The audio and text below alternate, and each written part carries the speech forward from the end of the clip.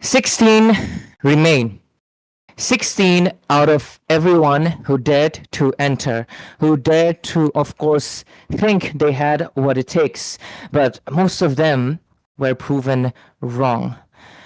After all, this is not just the beginning, because do not mistake it for one, because we've had 2 seasons, 2 chapters of historia, of triumph, of heartbreak, of names that were forced into legend and myth on this very stage. The Mythic Showdown is not new. It has a past, it has scars, and it has a lot of memoria, and it remembers everything. But these 16 tonight, they are electi of season 3. The chosen, the tested, the proven, and of course forced through every stage that has came before it. And yet the hardest chapter only begins. Nunk. Now. Welcome to the Mythic Showdown Season 3, Day 1, and 16 players. Every match, a battle for position, every point, every momentum is going to be counting. There is no elimination today, obviously. It is not an elimination round, but everything counts towards that Gloria. And we are here, of course, to witness it together and, of course, create even more history that we've not seen before. 2 seasons have passed, and right now a third is being written. And Historia is watching, because as they say, Fortis Fortuna Aduvet, fortune favors the brave. And let's see tonight who favors, of course, the Fortis. Ladies and gentlemen, of course, I warmly greet you a good evening. And obviously, you know the occasion. And myself, I am Ray. Grateful to be here at this stage continuously into the 3rd season. And right, obviously, I'm going to be joined by one of the pioneers as well, not just the talent, someone who also kicked things into, of course, this Moba scene as a whole. Sarah, welcome to, of course, Mythic Showdown Season 3. And how are we feeling about the hype? Well, first of all, thank you for that beautiful welcome, Ray, and welcome back onto the camera after quite a long time, I would say. And guess what? We are back with Mythic Showdown Season 3, and tonight's the first night of the stream and also the first night of the Swiss stage, from where top 8 teams will proceed to a double elimination playoff. So the stakes are at an all-time high, and the competition is just growing stronger day by day. Tonight's first game, Ray, it's between 2 amazing elite teams. Team Shadow Absolutely. Esports on one side and Team Yellowstone on the other. Team Shadow Esports are a renowned name in this community by now, and they have reigned the elite leaderboard charts this entire year. They were also the first team in India to win 3 to 4 tournaments back to back the moment 2026 began. They went through their ups and downs, and they're here with a brand new lineup for Mythic Showdown, and the results will be speaking for themselves. Meanwhile, Absolutely. Team Yellowstone, they've got some very amazing talents from all over India, and they will be looking to dethrone that top spot for the elite leaderboard, and they will definitely be looking for a win into the Swiss stage, because one loss means you are one way down to hell, and one win means you are one way closer to that beautiful trophy. Absolutely. After all, right now they play from home, after all, from their sanctum. But we have to remember this finale leads to a road into a LAN event where you'll be in front of a crowd. So if you do want the cheers from the people, you got to make sure you earn it, like you mentioned. So let's see, of course, let's obviously go straight in towards the draft. Shadow Esports, I'm familiar with them. They have a lot of familiar names, I believe, right? And it may be a new lineup, right? But the players, I won't call them old. They're all young talents, but yeah, experience wise they are very old into the scene. But onto the other side though, the Yellowstone, I'm seeing quite a lot of new names. Kaizo, I recognize him, but let's see though what other members are going to be. And look at that, wow, I'm on to the left side and they pick up the Zushin. What a coincidence. But jokes aside, obviously a lot of the teams have been kind of ignoring the Zushin that I've seen lately, because they believe there has been a nerf. But I believe that nerf isn't going to create that much of substantial thing. But look at the opposing side from Shadow Esports. I mean, so far, judging from the bands itself, Team Yellowstone doesn't want that kind of a pickup composition coming in from the side of Shadow because they know that Shadow is good at those synergies from the mid to the sides. Their side lanes have Filipino imports. Obviously, that is going to be a major threat for the sides of Yellowstone. Of course, the experience speaks, the training speaks, but I believe that Yellowstone can definitely keep up with that. They have to Jushin onto their first pick. Ray must be very happy, I'll tell you. But other than that, we can definitely say that Jushin is a mid lane winning hero unless there is something like the Zetian, Yves, or Lilia, or even Valir onto the side of the True. enemy to try and poke the Zetian Zushin and take her away from her mid dominance. But hey, okay. This is kind of good for the side of Yellowstone because as far as I remember, Kai's mains that hero Ling and he is generally good on it, that hero. And now with the recent attack speed buff, I feel like the Link should be able to work properly into this draft, especially because of the fact that he can immune the fatal links coming in from the Atlas. The Atlas Yep. has also seen a major rise into the pick rate as well as ban rate these days in the tournament scene. And Shadow Esports are definitely going in for a very kill box oriented composition right now. They've got the Eve into their hands, so RWM plus Fatal Links plus the Blazing Duet all together. Now that's Yeah, I believe the what was it? The thing again. The Chow though, I guess I mean I don't want to call him, but yeah, we gotta address the elephant. Why they prioritize a Chow so early on? That too, the priority three picks. I'm a bit confused regarding that one. Not really favorable, honestly. I believe there could have been a lot more other options that they could have chosen. But other than that, yeah, the Ling has risen quite a bit into the popularity ranks. But I believe it's just been what 1 2 days of the patch not dropping, right? I believe there's a little bit of a hype train going on due to the fact that obviously people have been seeing the adjustments, the buffs, and the new things feel better. But I believe as time goes on, maybe halfway through the season, we'll find out how effective the Ling is going to be, because let's be straight, the vulnerabilities of the Ling, right? The fact that he's predictable, because you cannot predict a Fanny, she can come from anywhere. But the what is it again, the Ling, he will be on a wall. You just know it, isn't it? So because of that, it makes him predictable and it makes him easy to be hunted down and easier to target. Maybe okay, maybe that's the reason they went for the Chow, but that too, there is already an Atlas. I won't see why they want to go for that. But anyways, wrapping that up, we're going to be seeing the next phase of the bans. They do not want the Fanny, very understandable. And the Atlas, getting back to the Atlas point, the HP growth and the buff, man, it has been tremendous for him, Sarah.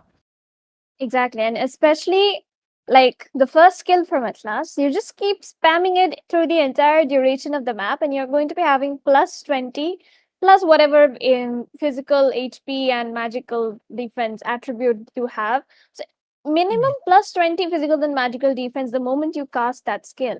So definitely that is going to play a role, to gain the defense against majority of these attack speed marksmen that are played so well on towards the goal lane. We have the carry, the Claude, the Moskov, the Beatrix, and you need some kind of a defense stat against them because you can't sustain with HP. They're gonna melt you down with the DHS. So obviously that is one of the reasons that last works, and also the fact that the hypers like Baxia, Fredrin, all these heroes, they can't really do much against an Atlas because any skill you use, he's got the fatal links plus he's got the frozen from his passive, so you won't even be able to move for most of the game. Other than that, I feel like the bans so far onto the second phase have been decent. Fanny Yuzhong for Yellowstone, don't want any disruptions on for the jungle and the EXP. While Shadow Esports will be taking away the Alice, so the Eve can stay well in place and cast the RWM without any issues, while the Harriet will be taken out so the Claude cannot get countered in any way. If they do take a carry, they can just force the Uranus to go onto the carry's face and then killbox her and just kill her. So that's a pretty good draft coming in from the side of Shadow Esports. They've got Coach Kenshi as their coach, so it's kind of speaks on for the side of YS. Though they do have a decent draft themselves, but they will be lacking sustain a lot towards the mid game onwards. Yeah, and right now with the inclusion of obviously the Lapu-Lapu and Moscow, it paints a picture that they have a draft that is going to be very synergistic towards a later phase. But let's see, Shadow Esports, they obviously have the Uranus that's going to be posing as a threat towards the lane management. Of course, that's the whole purpose. You are going to be picking up the units, not to just sustain, but to annoy the wave clear and the lane management of the opposing side. Considering Yellowstone do have decent amount of wave clear, they can keep the Moskov occupied on a certain lane, or Ruinus can be the first person to go towards them. But right now they're going to be wrapping it up with the, of course, Suyo, a very decent jungle option.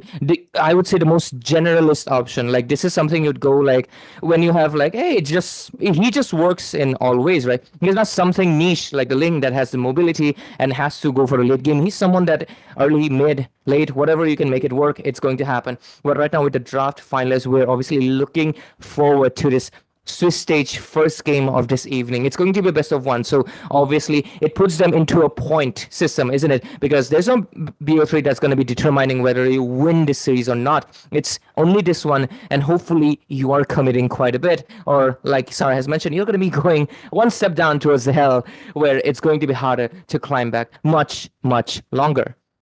Exactly. And the fact that it is going to be harder is because of the first fact that the entire level of competition amongst the teams, even if they go into the 0-1 bracket, is going to be so high. These two teams, they are very equally drafted for now, I would say, except for the fact that the Atlas gives them a certain edge against the Cho. Because if they want, they can just take the Cho in, and when he doesn't have the second skill, and the second skill does have a pretty long cooldown unless you connect the third phase of your first skill. So the Cho does need to watch out on this situation. The Moscow is going to be forced onto that Purify. And with that, we will be back into the land of Dawn. But onto the mid side, something's going on. Oh, the pause timing is a little too dangerous for the side of Shadow right now. Well, it says when you die, time feels slower and everything seems to, go throughout your head, I guess. Maybe that's the thing happening. Maybe she's going through what led me to this moment. Why did I, come here in the mid lane against the Zushin? But jokes aside, that's obviously not looking good. It's going to be a certain kill. The moment the time resumes, I believe that's a first blood, right? That's a first blood? What? What? Oh. Oh my goodness. All right, I'm not too sure. Yeah, I think just a matter of a slight delay from somewhere or the other. But yeah, like I mentioned, the mid is going to be pretty equal. It's the goal lane and the sides that are going to be making a difference. Oh, okay, it's actually Sunsin for the goal lane. I believe the imports aren't here yet. That's exactly. What for Sunsin and default. I mean, still, like for Yellowstone, that's a sigh of relief, but I don't think Shadow should be breathing pretty easily right now because they are definitely not having an easy time out of the early game. The Jushin is launching them, the Moskov is getting the kill, and if the Moskov gets that early snowball, it's going to be a bit of an issue for SDS. Absolutely. As we move forward towards the first hurdle that's going to be coming in 25 seconds or so, it paints a good picture of the side that Yellowstone has already secured the first blood, and you can clearly see the mid control that they have with the Zushin's inclusion. Right now, obviously, default, he is leveraging the fact that his region is far superior than Lapu-Lapu at this point. But guess what? The Lapu-Lapu will be shining so much more into the team fight with the bravest fighter that he will most likely be trying to perhaps flank and border the back lane rather than provide a little bit more value to the team, especially in the early game where his sustain is not much. Mid lane, though, we see quite a bit of poke. Could have been. Madara definitely gets caught out, though. Ling has to bait out the Tempest of Blades, and that's going to be a major, resource getting taken out before the turtle, because the Uranus can now just keep diving in and force the Cho and Ling out of the fight. But onto the mid side, we can see something. Harvey gets the stun out of Suyo, flickers in. Mother has to flicker out as well. Harvey, though, he is not safe for now. He doesn't have the flicker to escape, but he dashes. But Viole with the flicker and the first kill, he is going to secure that kill. SDS should be able to take down this turtle. Yeah, absolutely, because Ling obviously does not have the resources, but he's still trying to. Looks like Kais does want to go for it. Can he do so? That's the vulnerability I was talking about. Yep, that's the thing. Early game Ling not so good for Kais to be dying out this early, especially because he needs some of that farm. He needs the Yeah. farm to actually deal out the damage, and he should be more focused on picking off enemies. Like, look at the Claude right now. If he had focused on the top lane, took his buff, Yeah. went top, and just killed the Claude, he would have been having like a 200% easier time onto the jungle right now. But he didn't do that. He went to contest the turtle. There were 4 people there, and now he's just gonna get invaded like that. Yeah, that's the thing, isn't it? Because I mean, I understand you do want the resources because you are a jungler, but the game plan should have been completely different. You don't even have a strong frontliner, which is, of course, the Chow instead. Right now, he's getting invaded. That's the thing with the Ling. Yep, that's the thing. He gets caught out though, but he will be able to make it out alive. But it's going to be the Moskov and Cho who get taken down in the kill box. Jushin gets one. Blazing Duet comes in. There's going to be a lot of damage for Harvey to sustain. Double kill for the Suyo already. And Uranus, just being Uranus, standing on their faces and being the tauntful man he is. I think, Sarah, they are obviously trying to get anything they can possibly, but Kai's with a little bit of a hiccup on the first turtle, right, when he should have had a different bit of a game plan. It is going to carve their momentum into something different entirely, while obviously Shadow Esports right now with the 5-kill lead and 2k 2.5, I guess, yeah, around that mark. It is lessening quite a bit as time goes on, but it will increase. Anyways, towards the mid lane, Zushin is obviously trying to provide as much as possible, but let's see what happens as we keep on following through. The second turtle is going to be spawning in. Time is moving fast, and Ling has to keep up with it, scale up with it, or else he's obviously going to be biting off the dust that the Suyo is going to leave behind. There's comes the turtle. Let's see. The zoning out is going to be there. Yep. I mean, guys did miss out onto that small creep as well, but at last gets the ultimate show. I told you that's exactly what they're going to be doing, and that's exactly what they do. Violin flickers actually out of that situation just to ult. But now, Harvey, he uses his passive onto the Uranus and goes right back into the fight, which was a major bad decision coming in from his side. I cannot even hide the fact right now. But, okay, Jushin has to flicker out of that situation. But now the Cho can actually get a kick. But does he get the kick though? He gets it onto the wall. But Zarakin, he doesn't even have the DHS. Yes, so it's not going to be useful for the side of Yellowstone to try and take a fight as of right now. Hey, it's kind of really sad because they did have a very solid lineup, but they kind of have made some mistakes. And right now, the mid lane, Zoro is going to be taken down immediately. And with this, 2-for-8 side of Shadow Esports have maintained their lead completely. And look at that bottom lane as well. Mega kill. Unfortunate situation. I would just say unfortunate situation. If he had farmed, he would have been able to do something. But I believe he wants to steal the turtle, so unfortunately he couldn't do that. But bad decision making in a way going for the turtle contest in the early game, because Shadow Esports just got an amazing amount of snowball. They've got a 5,000 gold lead into their hands, and look at that, even the Moskov, not even the Purify can save him from the Atlas and the Claude, because they go in for one, they just get another, and now Kais can't even chase because he doesn't have the Berserker completed. He probably has built up the House's Claws, and if we take a look at the items very soon, I believe we will be able to see it. But other than that, Yellowstone, like, they are lagging behind by nearly 6k gold right now. Yeah, it's gonna hit 6k mark very soon. The Claude has the burst, the Eve has the kill box, but the side of Team Yellowstone, they don't have the Moskov Trinity, they don't have any burst to go along with the Cho ultimate. So I believe the mid lane combo was not so well thought as compared to that of Shadow. Yeah, I mean, that's the thing, isn't it? Because you have the Zushin, something that akin to like a teamfight goddess, and you're utilizing with someone that is more of a pickoff. It just doesn't synergize that well. Even if you're trying to make up for it, you have to make sure your jungle is able to do it. Ling is someone that is not that active right now, top lane though. Oh, okay. That's a fight. We see something. Harvey, he goes in for the flicker, but he's not going to survive in any way. That's 5 members of Shadow Esports just surviving and living their day out in the sun. That's what Sunday is for them, and that's a regular thing for them at this point. But Even Moskov, at night?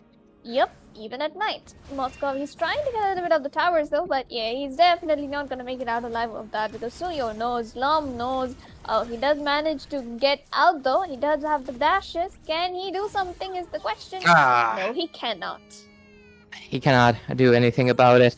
2 for 12 score already into the scoreboard, and right now we're seeing a massive 6 to 7. Not even kidding, but oh, top lane, that's a kill right there. Zoro gets taken out as well. They're still going up, Sarah. Yep, they're still going in for a little bit of it. SOD no, the SOD. Wait, was it the SOD or was that my eyes being something? I believe it Oh was a no. combination of a lot of skills, so it looked like Yeah, something connected. I get you, it exactly. happens. But it Yep. was a chow kick. Instead, they get a kill. 3 for 13 score. Every time the side of Yellowstone is able to pick up a kill, it feels like Shadow Esports just goes beyond it. Right now, getting back to, of course, the goal lead. It is 7K right now. A pretty much snowball game into the hands of Shadow Esports. They're really able to capitalize a classic standard composition. They have the kill box settled with the Eve, the Atlas, and the Claude, and they're executing it really perfectly. Yellowstone, they were cooking with the draft, but then the inclusion of Chow confused me, and right now, then they kind of bailed out with just a Lapu Lapu when they could have honestly went in for the Alice if they really wanted to make sure that they can flank the Eve a little bit better, because of course you don't need the Lapu Lapu when you have the Ling, one of the strongest crit scaling heroes in the late game. But let's see, towards the bottom side, I believe. Lot of Okay. damage though. Lot of damage onto default, but he's like, I'm an Uranus, bro. You can't do anything to me. And Sunsin just utilized the situation to the best of his abilities. Madara with the flicker and the fatal links gets two, but he does not have enough burst from his team side though, so they are not gonna get a kill out of that. But that was genuinely a very good attempt and a very good set, which he succeeded at. And you know what? You mentioned that the Suyo is nerfed, but the thing is, the hero itself is such that no matter what you do to nerf him, unless you take away two of his skills, you can't really nerf him genuinely. It's like Same thing Granger, with and it's Zushin. exactly same thing with Jushin. Oh, see, look at that, husband and wife goals. Hey, you're saying wrong. Does it mean I'm Suyo? But anyways, top lane. Oh, okay. Sanga is gonna get another monster kill out of that fight though. I don't know why they are going out so much, especially when they know that they can't really get it. Kai is no way. He just gets taken down from a little bit of that Soul Saver and the Uranus damage. Moskov, he's trying to Blazing do Duet. something, but he can't survive. It's He used up his dashes the worst possible time. And look at Violet. He's the mage, bro. He's the mage. He needs to remember that. Flickers out. Oh, Fatal Links connects it's Flicker as over. well. Madara will sacrifice himself, but definitely Team Shadow Esports, they take away a dominating victory for themselves.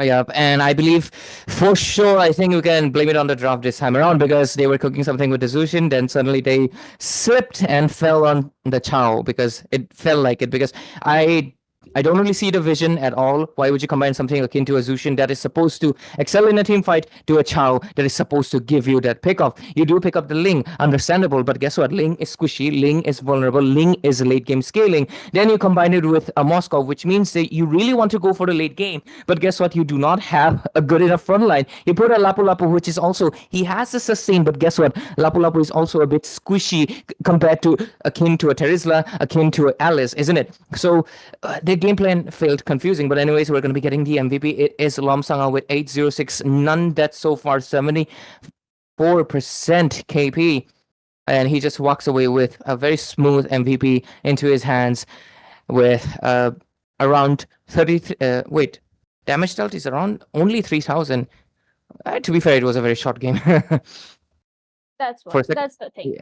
I mean, Tsuyo, he just got the snowball. That turtle fight, I feel like if Yellowstone had just avoided that turtle fight and just bought some time for the Moscow to farm up, things would have been different. But I guess not, and that was a little bit of the mistake they made.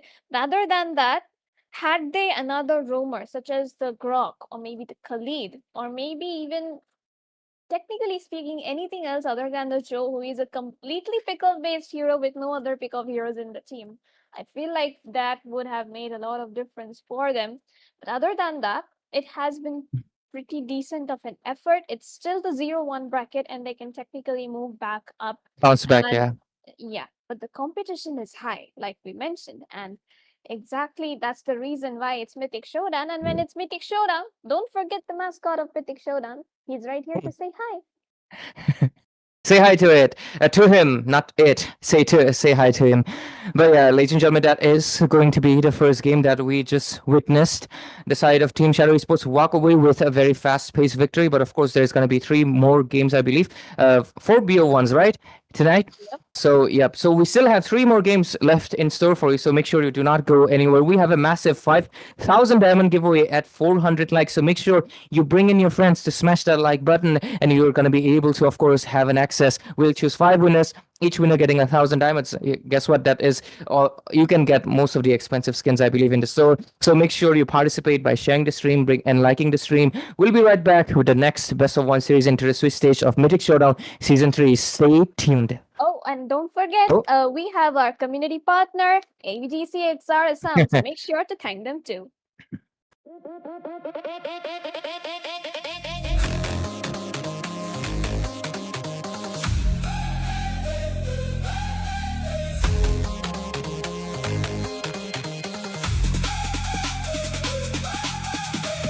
Boot up, pick a lane, one shot, take a place. Eyes up, hands locked in, no fear, let it spin. Countdown, feel that spark. We came here to leave a mark. Fast hands, shot mine, one more round on the climb. Hear that rush, feel it rise. All in now, no disguise. Stay with me, hold the line, hit the edge, cross the line. Go hard now, go hard now. We don't back down, we don't back down. Take the crown, make your move now, make it count now.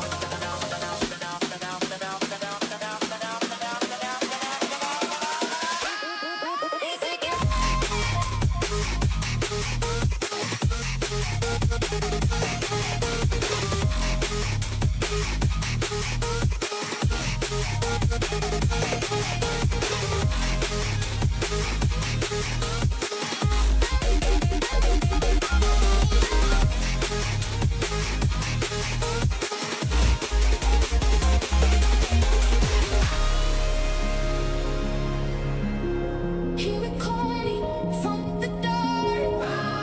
Rise again, rise again. I won't break here. I'll rise again. Feet hit hard on the floor, chrome rain on the door. Your eyes ain't one thing more. Come on, come on. Sit up in the dark of the room, hands up, cut through the bloom. I move like I know the tune, no fear, no fear. Boot up, pick a lane, one shot, take a place. Eyes up, hands locked in, no fear, let it spin. Countdown, feel that spark. We came here to leave a mark. Fast hands, sharp mind, one more round on the climb. Hear that rush, feel it rise. All in now, no disguise. Stay with me, hold that line. Hit the edge, cross the line. Go hard now, go hard now. We don't back down, we don't back down. Take the crown, make your move now, make it count now.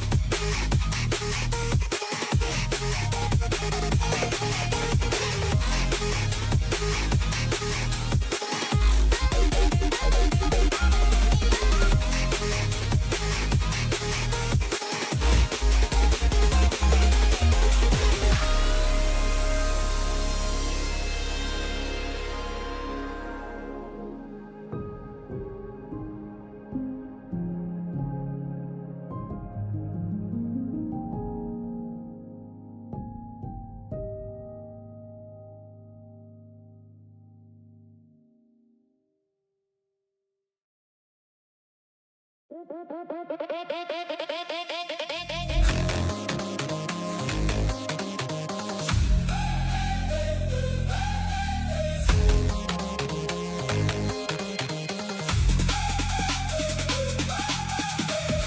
up, pick a lane, one shot, take a place. Eyes up, hands locked in, no fear, let it spin. Countdown, feel that spark, we came here to leave a mark. Fast hands, shot mine, one more round on the climb. Hear that rush, feel it rise. All in now, no disguise. Stay with me, hold the line, hit the edge, cross the line. Go hard now, go hard now. We don't back down, we don't back down. Take the crown, make your move now, make it count now.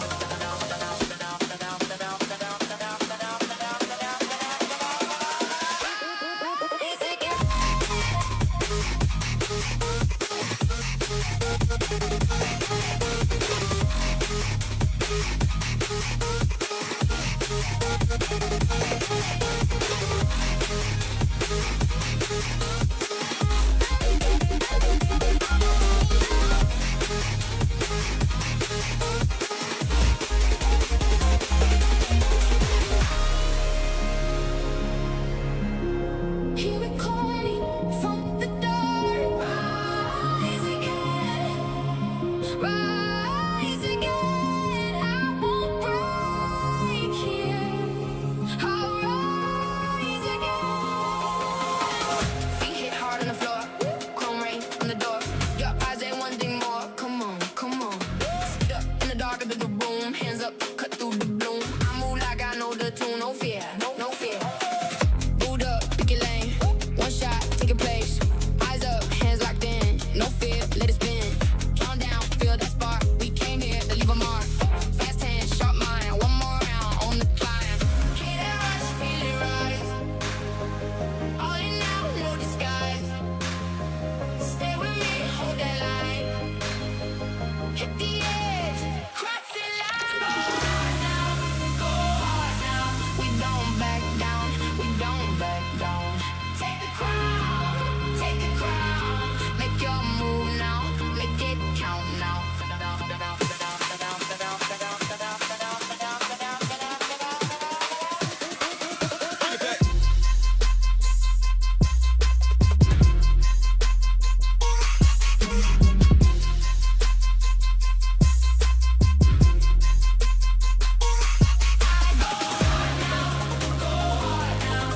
don't back down, we don't back down.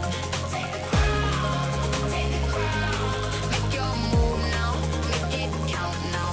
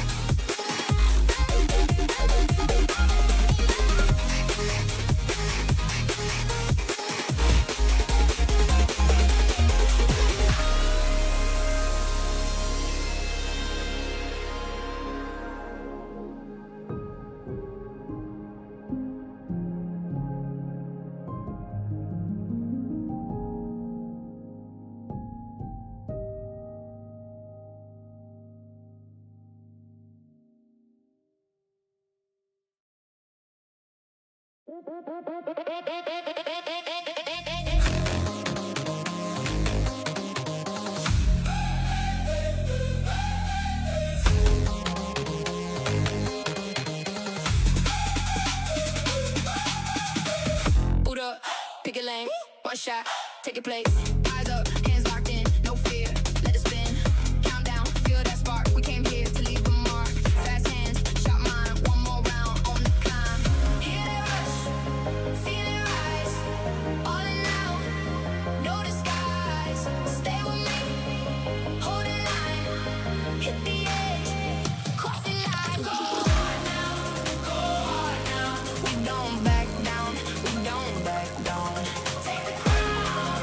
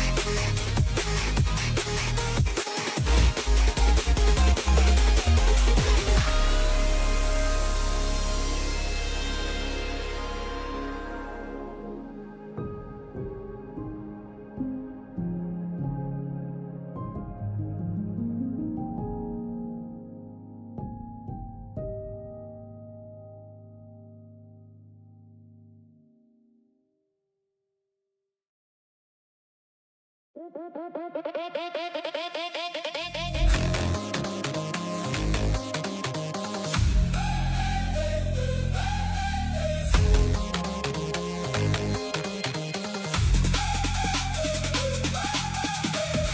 up, pick a lane, one shot, take your place.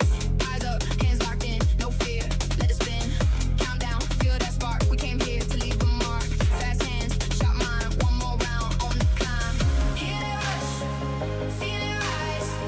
All in now, no disguise. Stay with me, hold the line, hit the edge, cross the line. Go hard now, go hard now. We don't back down, we don't back down.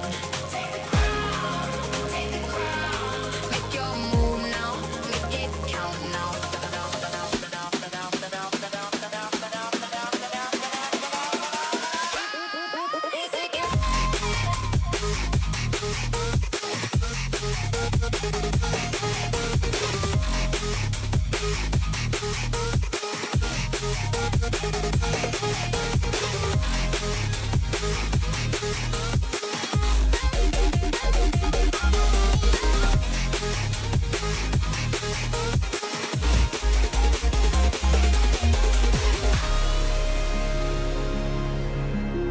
Here we calling from the dark. Rise again, rise again. I won't break here. I'll rise again. Feet hit hard on the floor, chrome rain on the door. Your eyes ain't one thing more. Come on, come on. Sit up in the dark of the room, hands up, cut through the bloom. I move like I know the tune, no fear, no fear. Boot up, pick your lane, one shot, take your place. Eyes up, hands locked in, no fear, let it spin. Count down, feel that spark. We came here to leave a mark. Fast hands, sharp mind, one more round on the climb. Hear that rush, feel it rise. All in now, no disguise. Stay with me, hold that line. Hit the edge, cross the line. Go hard now, go hard now. We don't back down, we don't back down. Take the crown, make your move now, make it count now. We don't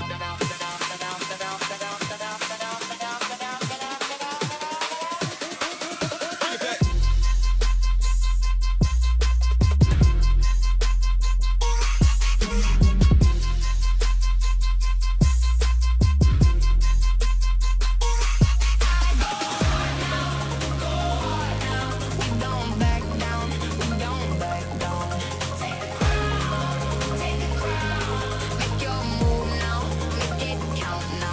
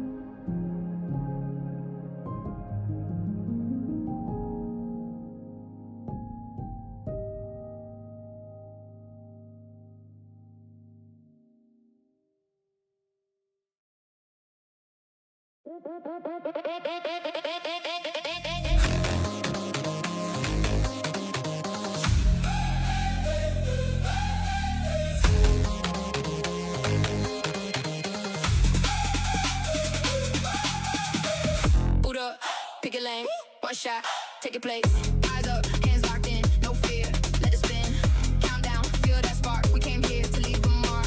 Fast hands, shot mine, one more round on the climb. Hear that rush, feel it rise. All in now, no disguise. Stay with me, hold the line, hit the edge, cross the line. Go hard now, go hard now. We don't back down, we don't back down. Take the crown,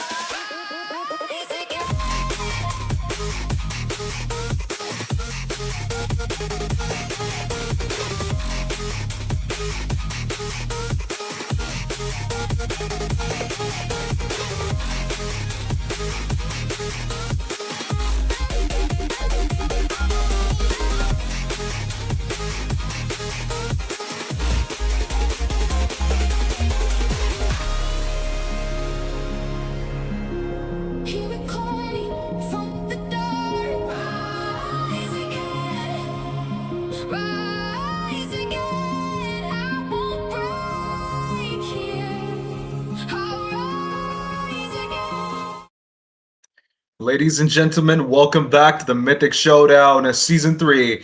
Now we're in the Swiss stages. It's day one and round number two. This is the first, second best of one that we're going to see tonight. And this, of course, sponsored by Wardrum, not sponsored, obviously hosted by Wardrum. We are going to bring to you the most amazing matches. This is going to be exciting. Jeff on the caster desk, how are you? Oh, Crucifix, I'm doing absolutely amazing, especially with this electrifying heat that we are getting in this War Room Esports Mythic Showdown Season 3. Especially with the fact, that we have seen many legends being forged in this series, and this is just the Season 3. Imagine the teams that will be upcoming more in the future tournaments of Mythic Showdown. But yes, right now let's focus on the Season 3 because this match is between Team Crux Requiem Prime and Team Padhaku Sena. Padhaku Sena, on the other hand, oh, I just heard that they recently won the NCC LAN Grand Finals. And for Crux Requiem Prime, I heard that they are cracking some amazing bombs as well. They have a new lineup. They have some really interesting synergies and some really interesting names. And Crucifix, I will not reveal the roster for Crux Requiem Prime yet, but you will definitely see it in the drafting phase. Of course we will. And hey, talking about that, Jeff, but Oh, Sena, it's like an evolution of Sena. Not trying to make a joke here or anything. It just seems like, it's following that standard Pokemon type esque oh. name changes, like Pikachu, Raichu type of thing. I don't understand why people actually have this, kind of like a randomness in the names, but it's at least a little more, understanding to see people try and be a little more, I don't know, unique Mm, yeah, in the way just they try me. actually are. And I surprisingly, mean, nobody does that. yeah, just look at this. The side of Team Padhaku now, most of them, not most of them, but almost all of them, they are college students. So having Padhaku Sena at the same time being college students kind of makes sense. It's a 50-50 at the moment. They should be, Dakusena's under, under Underling. 18, under 18 team, the official under Uh, 18 lineup. I think Padhaku Sena is standing there right at the door, like, hey, give us the opportunity. We're here right here. I think right now it's kind of funny. It is sort of unique. I would give them points on that, but I'm really yep. excited to see what they actually have in store for us because I've never really heard of them. Fact of the matter is, I don't think most of us have heard about them, but I'm not really sure about their origins either. They could actually be related to Dakusena. What do you think? Okay, see, let me tell you, Crucifix. You might feel like it's a new name for the side of Team Padhaku Sena, but the players inside of it, you're definitely going to recognize them. Have you heard Oh, about Peekaboo? Have you heard about Add-on the Creator? oh, wait. They're in college? You're telling Oh, me all of these people are in college? I told you almost all of them. I didn't tell all of them are in. Well, I could be wrong here, but I believe that all of them could actually have a standing chance because these guys are big names in the tournament scene. Exactly. These guys have got, really good what's the word for it? They've got control. There's a certain word for control and confidence. I forgot the word, but hey, let me know down in the comment section if you guys know what the word is. But Oh, these guys have got that finesse that I can't still. I'm so annoyed that I can't remember that word, but they haven't. Okay, and I want to know what that word is. But let's just ask them in the draft. The draft is going on, Jeff. What do you think? What's the first bands that's going to come up? hmm. I mean, looking in the current meta here, you might know a lot of tanks have been buffed recently, and especially with the fact that Akka in the jungle is an absolute menace. Like we know, Curse Helmet usually deals damage according to your HP, and oh, Crucifix, a really major thing. I just got a call. They say that the first ban has been missed. Oh shoot! Oh wait. Hmm. Okay. What Now is we that? see. That's a Grok. No, It wait. looks That's like not a Grok. That's a Marcel. It's Marcel. Marcel. Oh Yeah, come that's a Marcel. That's a Oh, come Marcel. on, Oh Jeff. my Your eyes need work. Even if you have to look into the thing, you can God. figure it out, man. Come on. You need Come to on. work on that. Don't tell me. Identify Don't thing. tell me that doesn't look like a Grok. Come on. You can't mess around with me. It looks like a sleek, slender young man. I mean, yeah, Come on. that I'm is on Marcel. phone. I don't have a monitor like you. Come on. Try to understand the situation. You do realize I'm on a phone too, right? Oh, really? Really? Yeah, rub it in my face all you want. It's okay. Oh, okay, never mind. But yeah, coming back towards the draft crucifix, our personal beef aside, we'll be seeing the Baksha being banned off from the side of Team Padhaku Sena, and from the side of Team Crux Prime is going to be Zushin, the lady which the previous caster before us absolutely loves. Definitely so. Ray is known to actually have this insane affliction for Zushin, just like how I have this insane, you know. Yeah, no, Argus is not definitely going to come up here. He's been nerfed to the ground. Sad guy. Hey, but you Rip know what Argus. is in nerf? Wait, Crux, do you know what is in nerf? What? It's the giveaway that is being done in the stream. Oh, yeah, that's right. Jeff, tell them about it. Absolutely. So yes, guys, there is a giveaway going on of 5,000 diamonds, which is going to be conducted on 400 likes, with each five members, five people who are active on the stream will be getting 1,000 diamonds each. So be sure to invite your friends, be sure to like and subscribe, and stay tuned and stay active on the stream, because these games, they are not just going to be giving you the excitement or the enjoyment, but they are going to be improving your battle IQ alongside your game knowledge. So yes, coming back on towards the drop crucifix, look at that. There is going to be the phobias from the side of Team Padhaku Sena and from Crux Requiem. Freya, okay. They are catching on towards each other. But Sena get that Phobius band out. That means they want to go for something that can have a lot of dashes. Maybe, Lancelot or something like that. But I don't think people play Lancelot anymore, at least not at the tournament scene. But the second best option, since you only have one band, Freya getting picked out, I think that's actually a very smart decision. Hylo's getting picked on the side of Doc. PDS. I'm gonna call it PDS, No, bro. no, Yeah. no. But Let me tell you, Crucifix. I think they are trying to go for a manipulation on the battlefield draft.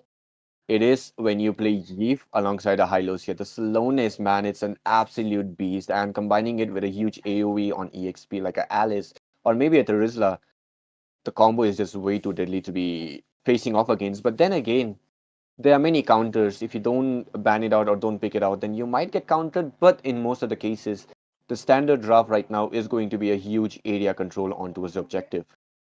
Oh, but too bad. Padhaku Sena actually just Ooh, left out that Akai gets picked from the side of team CRQP. CRQP. CRQ. Yeah, that's what we're going with. CRQ. Yeah, 27 gets himself the Akai. Obviously, he could actually just give it to his teammates, but in the end of the day, I don't think 27 is going to go for Akai EXP lane. I think the jungler would actually be more happier with the Akai. The Panda is obviously, you know, an animal that actually stays in the jungle. And you find it in the see, jungle. He has to stay in I the mean, jungle. he does want to eat bamboos a lot, but then again, his farming speed right now is absolute menacing. And with the new jungle rotation, have you heard about the new jungle rotation, Crooks? Oh, yep. You start. Surprisingly, you start with the horned beetle. Was no, horned beetle. Fire beetle or horned Yeah. lizard. Yeah, horned beetle is what Uh, I actually call both of them together. But yeah, uh, so you either start with the fire beetle or the horned lizard, on this which one. is the green little things that spawn right beside the buffs, the red, orange, and purple buffs. They can be easily taken down, especially without using the retribution. Get yourself level 2, jump in for the little fight, maybe get one kill or two, and then go back to farming your buffs. The buffs surprisingly have less, EXP that you usually get from the buff has been reduced, obviously. Surprised that Bellerin got picked from the side of Team CRQ. I don't know what to say, but you start off on the green things, go to the litho, go back to the green, go back to the, if you're on the purple side, you go to the purple. If not, you go and take the golem, the lava golem, and then you go for the buff. That's the new strategy, apparently. It's easier to take down the green, green jungle monsters than the orange or purple. What do you think? Do you think it's actually smart? See, you were somewhere right there, but after taking the fire beetle or the horned lizard here, you straight off go towards your buff, because you will be getting the EXP, you will be getting the bonus damage from the red buff or the bonus CD reduction from the blue buff. So taking your buff is far more better after you've taken the small camps, and then going for the Leto or your other small camps would be a far better option. You can prioritize the small creeps, but then again, there is a high risk that your buff might be stolen in that process because you don't have the extra attributes that you have from the buffs. So yeah, those are the things which you need to keep on mind. And with the new jungle rotation, it's all about how or what hero you're picking and how your team is supporting you to take down the jungle creeps. But Coming back on towards the draft here, right now, I don't think so that the side of Team Padhaku Sena would need any help on towards the jungle side because they have a Suyu, a really fast jungler. Even though his damage was nerfed, he is still a menace on towards the battlefield with his fast retribution battles and a really proper majority on towards the retribution battle wins. And combining it, they have a late game assurance. They have the lane pressure. There is going to be a Moscow with his spears, always being there for the team fight readies and for the lane pressures. But facing him on towards the goal lane is going to be a Claude, which, let me tell you, his damage on the Blazing Duet has been reduced as well. That's true, but let's just face it, Claude's still Claude.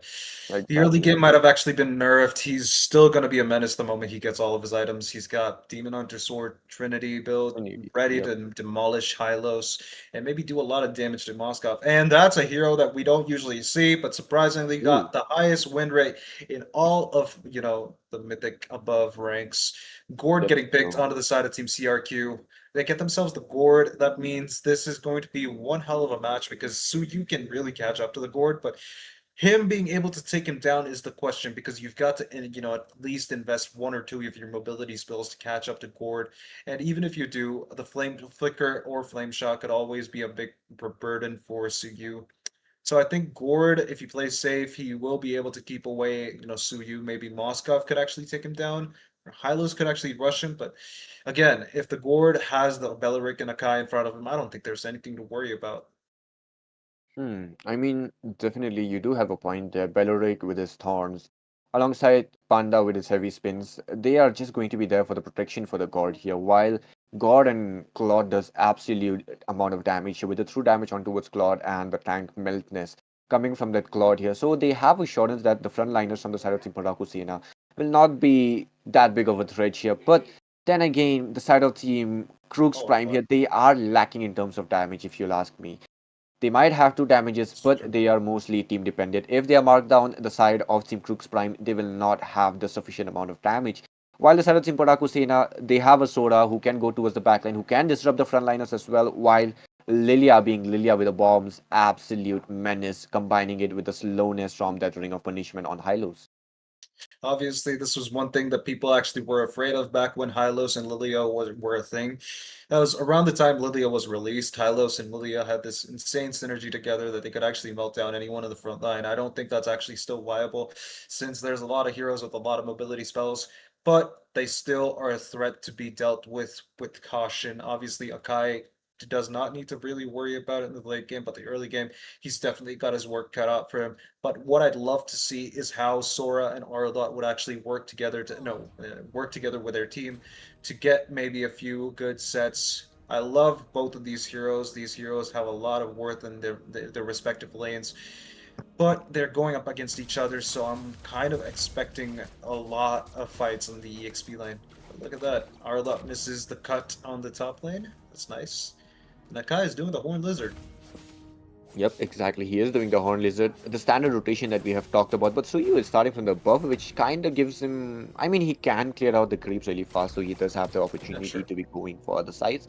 But looking on towards him, he is going for the Lethal Wanderer, which will give him even faster clearing speed right now, and especially with the movement speed being on towards him. But oh, I think Hylos is in a bad position.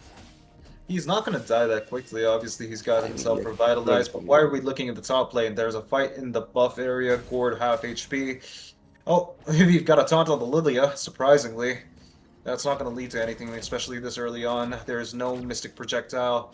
There's no other ready spells to actually jump on the enemies. So for now, Padhaku Sena safe from that insane decision on trying to get the Hylos in the enemy buff area.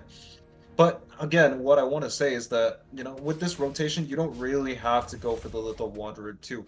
So you can skip that and still get level 4, just like that Akai just did. So it's kind of good. Yeah, you can actually have more opportunities even if you're getting invaded. But look at that. We've got a lot of damage coming in from Lilia.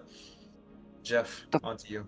the fact that Lilia is alone but still dealing damages to two heroes on towards the mid lane, the amount of dominance that little kid has, in Hindi we say something, बौने लोगों पे attitude ज़्यादा होता है. So that is exactly what's being shown here. Oh Absolutely, man. my friend. That's the first turtle of the match spawning in. Again, do you think that Lilia will be actually that big presence in this team fight? I think Padhaku Sena have the disadvantage here, especially against three very tanky heroes and an Arlot with that, no, two tanky heroes and an Arlot, is not that tanky, but he's got the sustain.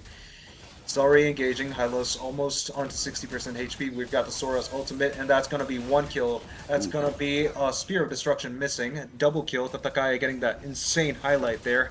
And he's going to continue, but it's not going to be him. It's going to be Karma getting that kill. And that's Beleric running away with his life. He's trying to get the heal, but I don't think he's going to connect with that basic attack. Apologies on that, Jeff, but I had to take that fight. It was just very exciting. That was absolutely interesting. I won't blame you for that, but yes, the way that Suyo just snooped in and took out the turtle. Oh man, that's an absolute clippable moment amongst three tanky heroes. He goes in, takes it up, and loses no members at all, but instead takes down three people. The amount of synergy that the side of Team Padhaku Sena has while taking objectives is just insane, and the fact that Tatakai went straight for the backliners to not let them deal any damage. That's what I'm telling you. The side of Team Crux Requiem Prime, they have no damage if the backliners is marked down early on. Absolutely. Sora being that one big threat for their backline. Obviously, Claude and, Gord do not have a way to counter that. They've got to deal with it without any, losses on their side, obviously. But Sora could actually just swap in with the Shifting Skies, either Torrent or the Storm form, and then do some damage. I think that'll be a big problem. Look at that. We've got a little problem brewing up in the bot lane, possibly. Oh, okay. I mean, there is a little trade on towards Blow for the bot lane here, but I think Moskov should have a little upper hand if he has the fighter emblem, which I don't think he has at the moment. But anyways, if we are looking on towards the mid lane, I think there might be a forced fight on towards mid lane, and there is going to be the Glorious Part, but the heavy spins as well comes in. The SOD connects, there is going to be a Cloud Form. The Thorns absolutely comes in. I don't tank comes in, scoops out kill. Aaron the Creator follows up. Will be taking down one more member, but Godspeed will be taking down Pappu. But in return, he will be sacrificing his life. Not sacrificing, but paying with his life while granting Aaron the Creator double kill. And there it is. Claude takes up the opportunity, takes down 30% of the turret gold. Oh, but there is still going to be a lot of disruption. Crisis taking up a lot of damage. No BMI for him. But the flicker is still there. But he will be coming back, not taking any risk of his life. Obviously, Spear of Misery is still a big threat for Crisis. If at all it connects, and Lilia actually gets that bombs in, and it's going to be, we've got the ultimate. The Black Shoe's been used up. That beautiful Blazing Duet gave the shield to Claude that allowed him to survive that. In the top lane, we've got Torrent form, Shifting Skies. I think he was trying to go for something, but it did not work out well for him. Exactly. Oh man, Crisis surviving on that 2-on-1 with that fighter emblem. I think he might have Festival of Blood instead of Master Assassin, but then again, that was an absolute moment for him. He was standing there, but in return, I think he is about to trade his bot lane for a tier. Yep, he does. Yeah, he does. Sadly, I thought that Crisis would be the one getting that, the first tower of the game, but, I think we could actually all be wrong. Aaron the Creator being a very, very strong presence, at least this early on. I wouldn't be surprised if, Claude actually does not have the advantage, but Moskov getting this is absolutely crazy. Final slash in the top lane. Why? Why would you do that? Bro, what is that? What is that movement, dude? 27! Bro, calm down. Those are minions, bro. I mean, there was once a time where we knew someone named 27 Godspeed as well, and I think they might have spread up. I think 27 Godspeed just split onto towards two people, and I think he wanted to play EXP and gold and jungle at the same time, so he just had to do it. And we can just see the presence. We can just see the results here. There is a 27, there is a Godspeed, all together in a single team. Well, I mean, that's kind of poetic, but look at that. We've got a team fight. Okay, there is going to be the Thorns as well as the heavy spins catching up. Aaron the Creator goes towards the top lane, will be taking down 27, takes down Lilia as well. There is going to be a final slice, Tatakai with his killing spray, but there is not going to be enough as Big Brains shuts him down. Aaron the Creator comes in with his SOD, grants that killing spree for him, but will be forcing the side of Team Crux Requiem Prime to be falling back. But 3 people down from the side of Team Padhaku Sena, and there was a shutdown on towards Tatakai as well, which is going to give the side of Team Crux Requiem Prime a really good coverage on towards the economy. No, not that good, but in the end of the day, I think they could actually take advantage of it, but with the way Padhaku Sena is rushing in, they're trying to go for it. I don't think it's possible. Mr. Gush has been used up, and look at that. 2 ultimates have been wasted just before the turtle, and Padhaku Sena still have the advantage. That's going to be one for the side of Team Padhaku Sena. The turtle gets taken by them, and that's going to be followed up by no kills whatsoever. The side of Team Crux Requiem cannot really trade for that. Okay, I don't thank, bro. I see how you're doing it. Your first skill is an absolute pinpoint. Oh, You are doing. look at Oh, that! SOD connects. There it is. The Spear of Misery is also going to be connecting out there, but no stun on towards the wall here, taking up a lot of damage. But Crisis, no flicker, no BMI, no way to escape, and there it is. He will be taken down. Bro tried to recall, but was hit with a heavy SOD. The Spear of Dude, Destruction, man. that is destruction at its finest, bro. That's something that you'd call a map hack moment. But the guy, dude, the man, the myth, the legend, Aaron the Creator, has created a scene where he's gotten an overwhelming advantage on the goal lane and also The creation. finds his enemies and takes them down with his mage, of course. But it doesn't really matter. The guy is creating history. Absolutely. That SOD connecting straight onto us a pinpoint as well. That's a crazy part. But yeah, talking about it, let's not talk about the single moment. There are many upcoming moments which I am definitely going to be looking out for. But right now, the side of Team Padhaku Sena, they are having a control over the map here on towards the side of Team Crux Requiem Trime's jungle area as well, which is not going to be good for them because they have a lot of tanky heroes, which if they are not farmed, they will not even be able to tank up any damages from Aaron nor that Karma here. But yeah, coming on towards it, look at Hylos being an absolute frontliner. Even without the mana, his rings of punishment will be standing up and he will just be soaking up damages like it's nothing for him. Yeah, true. I mean, he's a centaur, obviously. He's got the muscles to take whatever spears, Absolutely. bullets, whatever you throw at him. He's gonna take it and walk away like like a champ. But at the end of the day, CRQ have lost a lot of ground. They've lost 2 towers, top and bot. Reconnects. Exactly, That's a lot of damage. Ooh. Beleric running away for his life, man. He does not have the items to take or soak up Moskov's damage, obviously. Well, I would be surprised if Beleric cannot actually deal with Moskov because Moskov is one of the heroes that you can actually deal with easily as a Beleric, obviously. But hey, wait, now that you think about it, if he's going for, what is that, crit build, he's going to do a lot of damage, especially true damage with the basic attacks. The Berserker's Fury kind of like buffed it up. I think critical build is much more important on Moskov now, but look at that. We've got a lot of team fights coming up. So the heavy spins is definitely going to be connecting. The dominance finally completed. The glorious path being used up for no good reason, but okay. Look at that. The bot lane one-on-one fight comes in blazing to it while Moskov deals up more damage than. Oh wait, there it is though. The SOD connecting goes out, but there is going to be the Mystic Gush, which might take him down. The ult was there from Beleric, but oh. He is still standing. What is this guy? Look at one person. Look at him. He's still going on towards it, but no. Shutdown finally comes in, but there it is. Karma comes in for the rescue, but will not be able to take down anyone.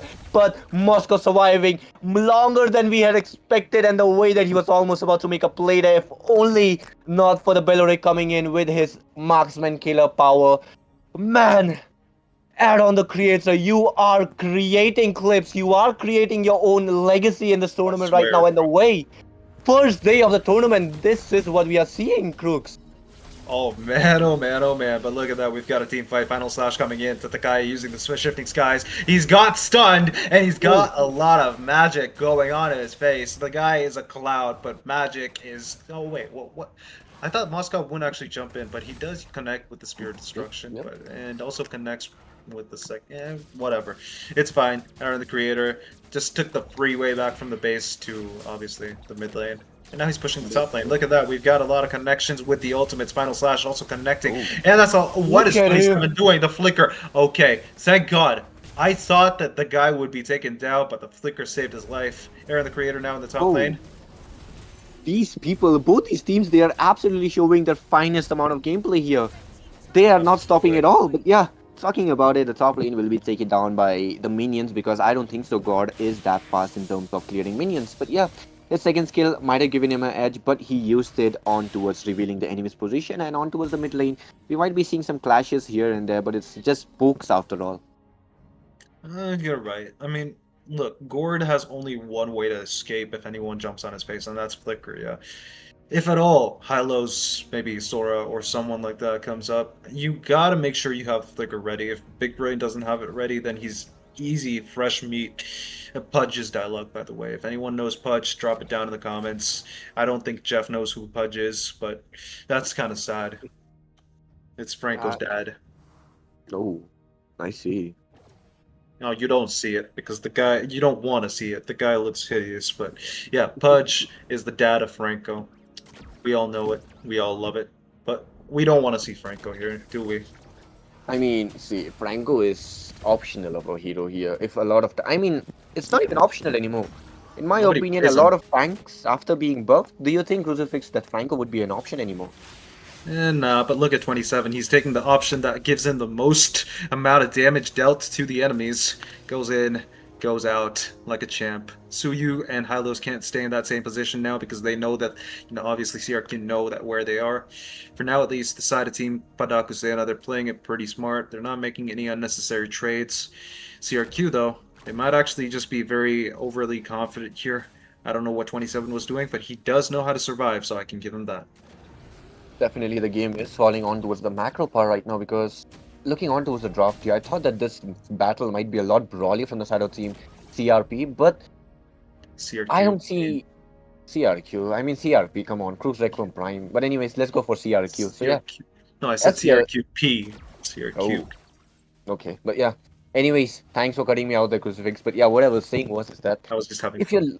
you're okay, cool. Yeah. Yeah.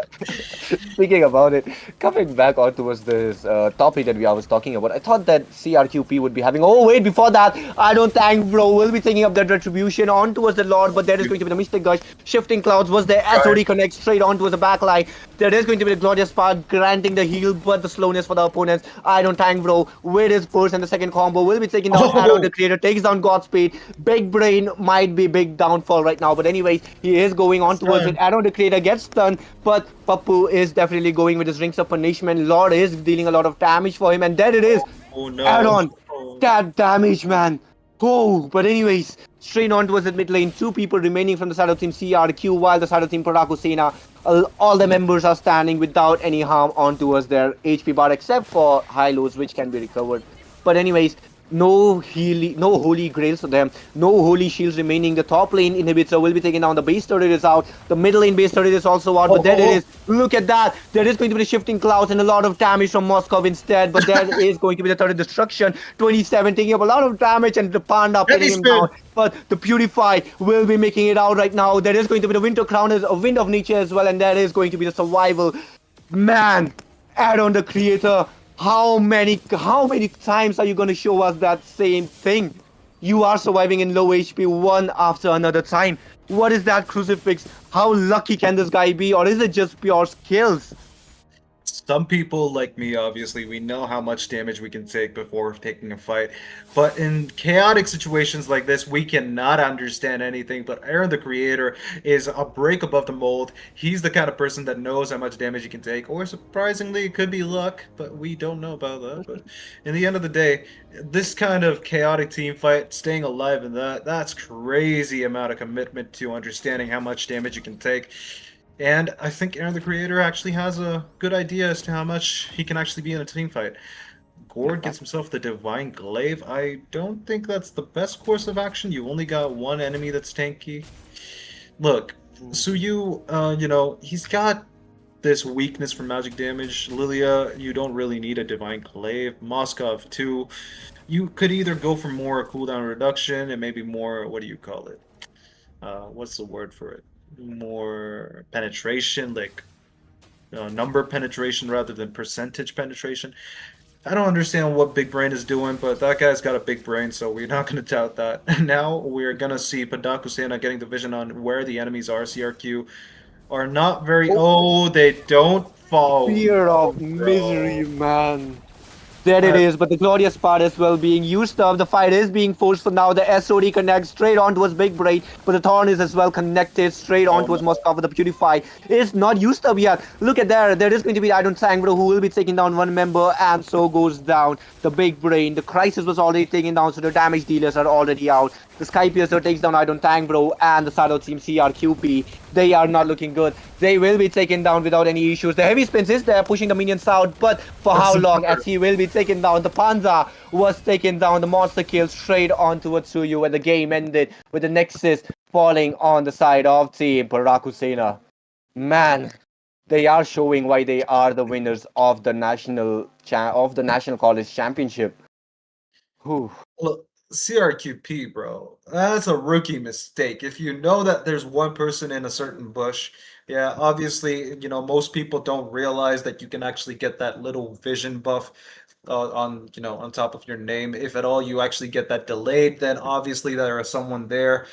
27 and obviously Crisis. They didn't really think that through. They thought that it's going to be safe around the area, but the Spear of Misery connected Moscow, Aaron the Creator, getting the MVP, obviously. That one Spear of Misery is enough to get him the MVP, but all the other plays, bro, MVP is a no brainer. The guy gets it. Aaron the Creator, what a game.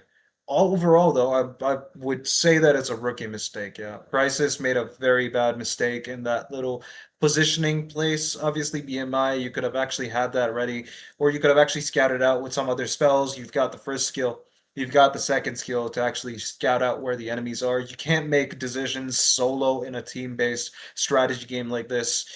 A horrible mistake led to a horrible defeat. CRQ take the short end of the stick, and they will be losing this match. Exactly. Small mistakes, what can I say? Small mistakes will lead to bigger causes. But yeah, there it is. One mistake, the game was over. But the way that the Shadow Team CRQP, they did stood their ground, but I would be saying that was a complete draft mistake. You had three tankies. You mainly focused on the damage for your marksman in the mid laner when you could have at least gone for one more damage dealer.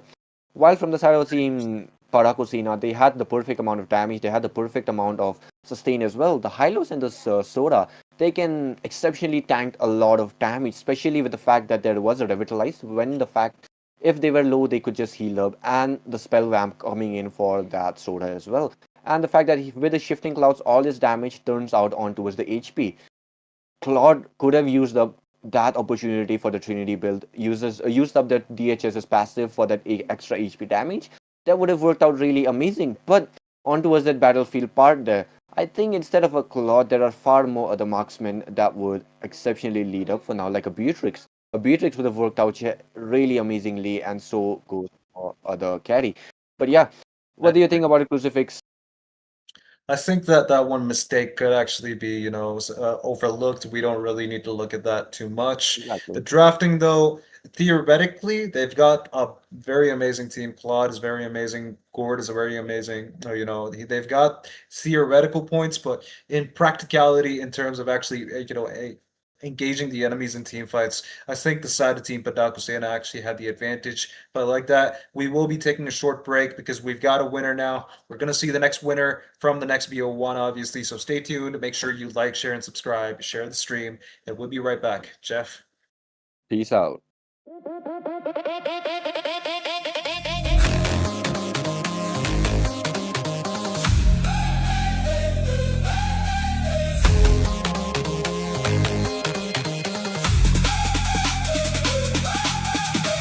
Boot up, pick a lane, one shot, take a place. Eyes up, hands locked in, no fear. Let it spin. Countdown, feel that spark. We came here to leave a mark. Fast hands, shot mine. One more round on the climb. Hear that rush, feel it rise. All in now, no disguise. Stay with me, hold the line. Hit the edge, crossing lines. Go hard now, go hard now. We don't back down, we don't back down. Take the crown, take the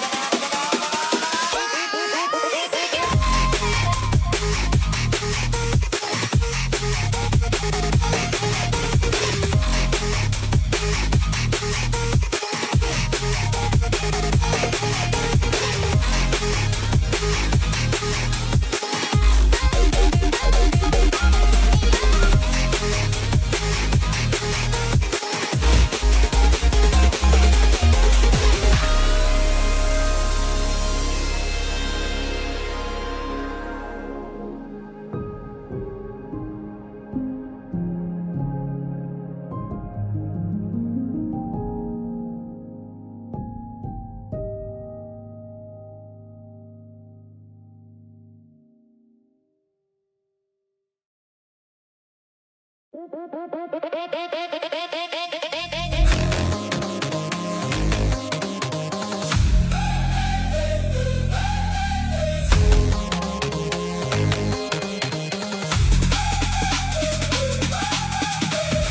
up, pick a lane, one shot, take a place. Eyes up, hands locked in, no fear, let it spin. Countdown, feel that spark, we came here to leave a mark. Fast hands, shot mine, one more round on the climb. Hear that rush, feel it rise. All in now, no disguise. Stay with me, hold the line, hit the edge, crossing line. Go hard now, go hard now. We don't back down, we don't back down. Take the crown, make your move now, make it count now.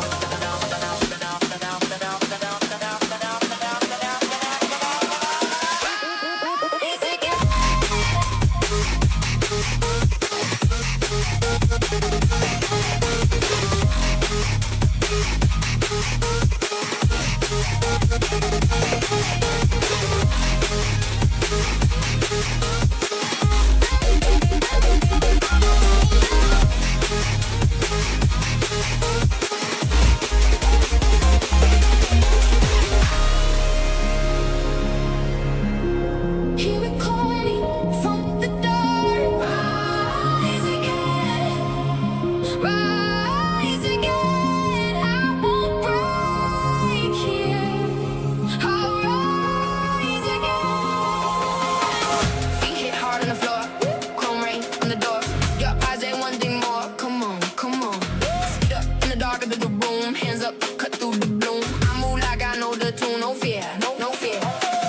Boot up, pick a lane, one shot, take a place. Eyes up, hands locked in, no fear, let it spin. Count down, feel that spark. We came here to leave a mark. Fast hands, sharp mind, one more round on the climb. Hear that rush, feel it rise. All in now, no disguise. Stay with me, hold that line. Hit the edge, cross the line. Go hard now, go hard now. We don't back down, we don't back down. Take the crown, make your move now, make it count now. We don't back down, we don't back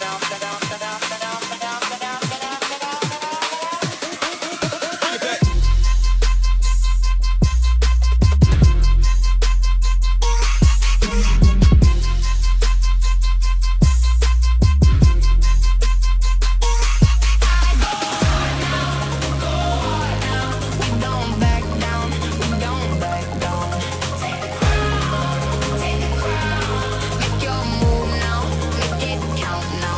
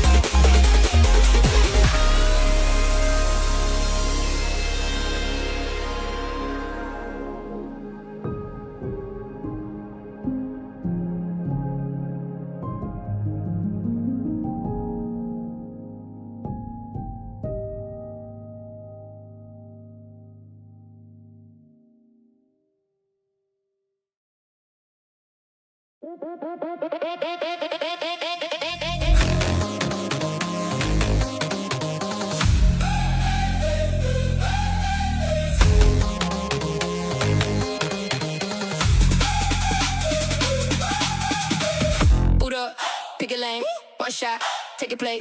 Eyes up, hands locked in, no fear, let it spin. Countdown, feel that spark. We came here to leave a mark. Fast hands, shot mine, one more round on the climb. Hear that rush, feel it rise. All in now, no disguise. Stay with me, hold the line, hit the edge, crossing line. Go hard now, go hard now. We don't back down, we don't back down. Take the crown,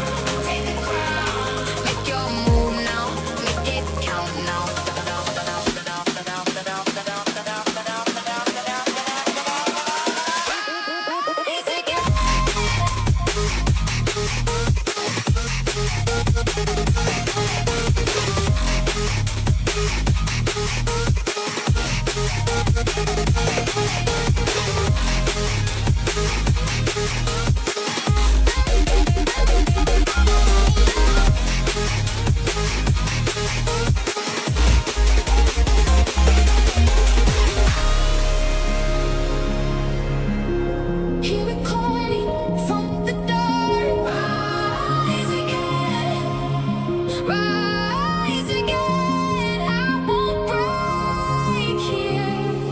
I'll rise again. Feet hit hard on the floor, chrome rain on the door. Your eyes ain't one thing more. Come on, come on. Sit up in the dark of the room, hands up, cut through the gloom. I move like I know the tune, no fear, no fear. Boot up, pick your lane. One shot, take a place. Eyes up, hands locked in. No fear, let it spin. Count down, feel that spark. We came here to leave a mark. Fast hands, sharp mind. One more round on the climb. Hear that rush, feel it rise. All in now, no disguise. Stay with me, hold that line. Hit the edge, cross the line. Go hard now, go hard now. We don't back down, we don't back down. Take the crown, take the crown. Make your move now, make it count now. We don't back down,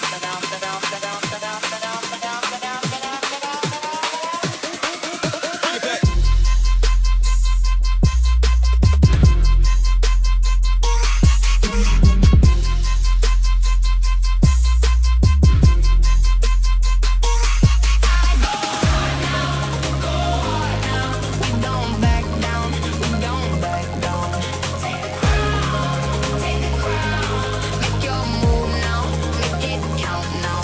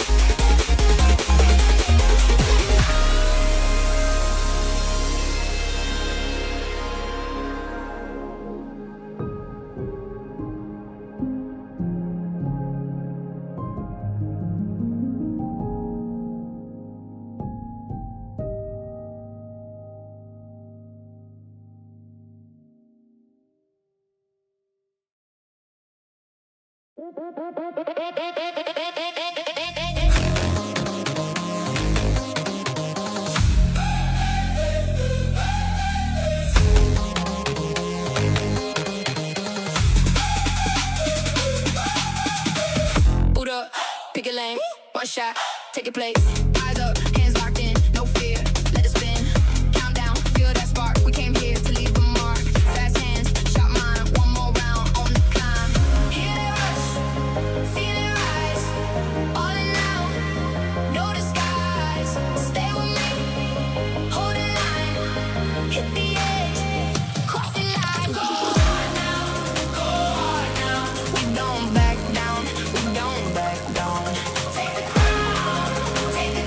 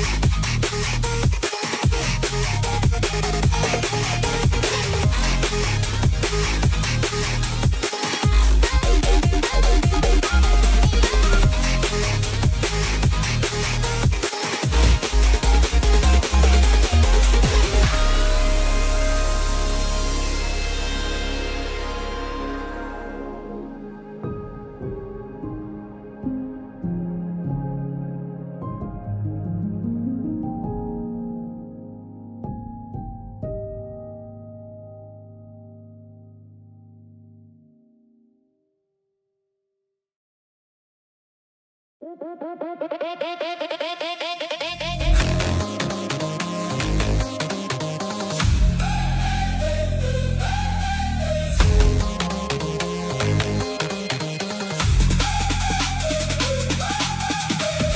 up, pick a lane, one shot, take your place. Eyes up, hands locked in, no fear, let it spin. Countdown, feel that spark. We came here to leave a mark. Fast hands, shot mine, one more round on the climb. Hear that rush, feel it rise. All in now, no disguise. Stay with me, hold the line, hit the edge, cross the line. Go hard now, go hard now. We don't back down, we don't back down. Take the crown, make your move now, make it count now.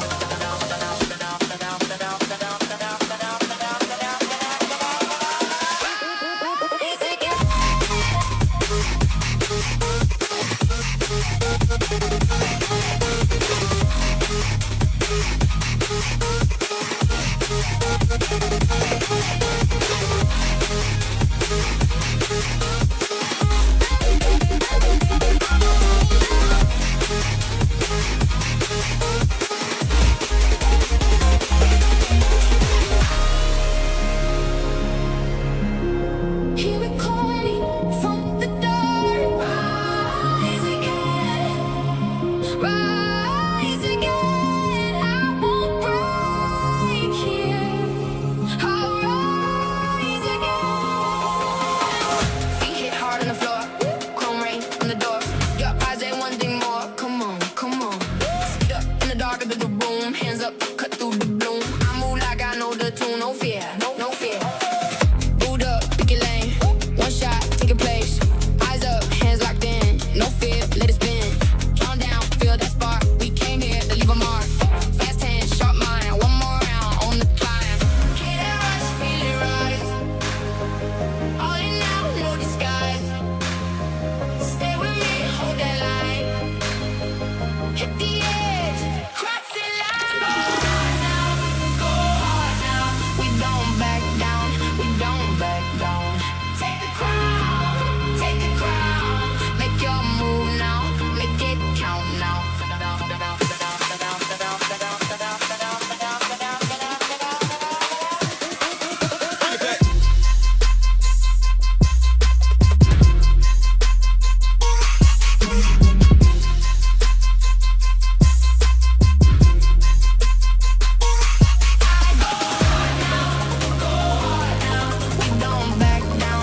we don't back down.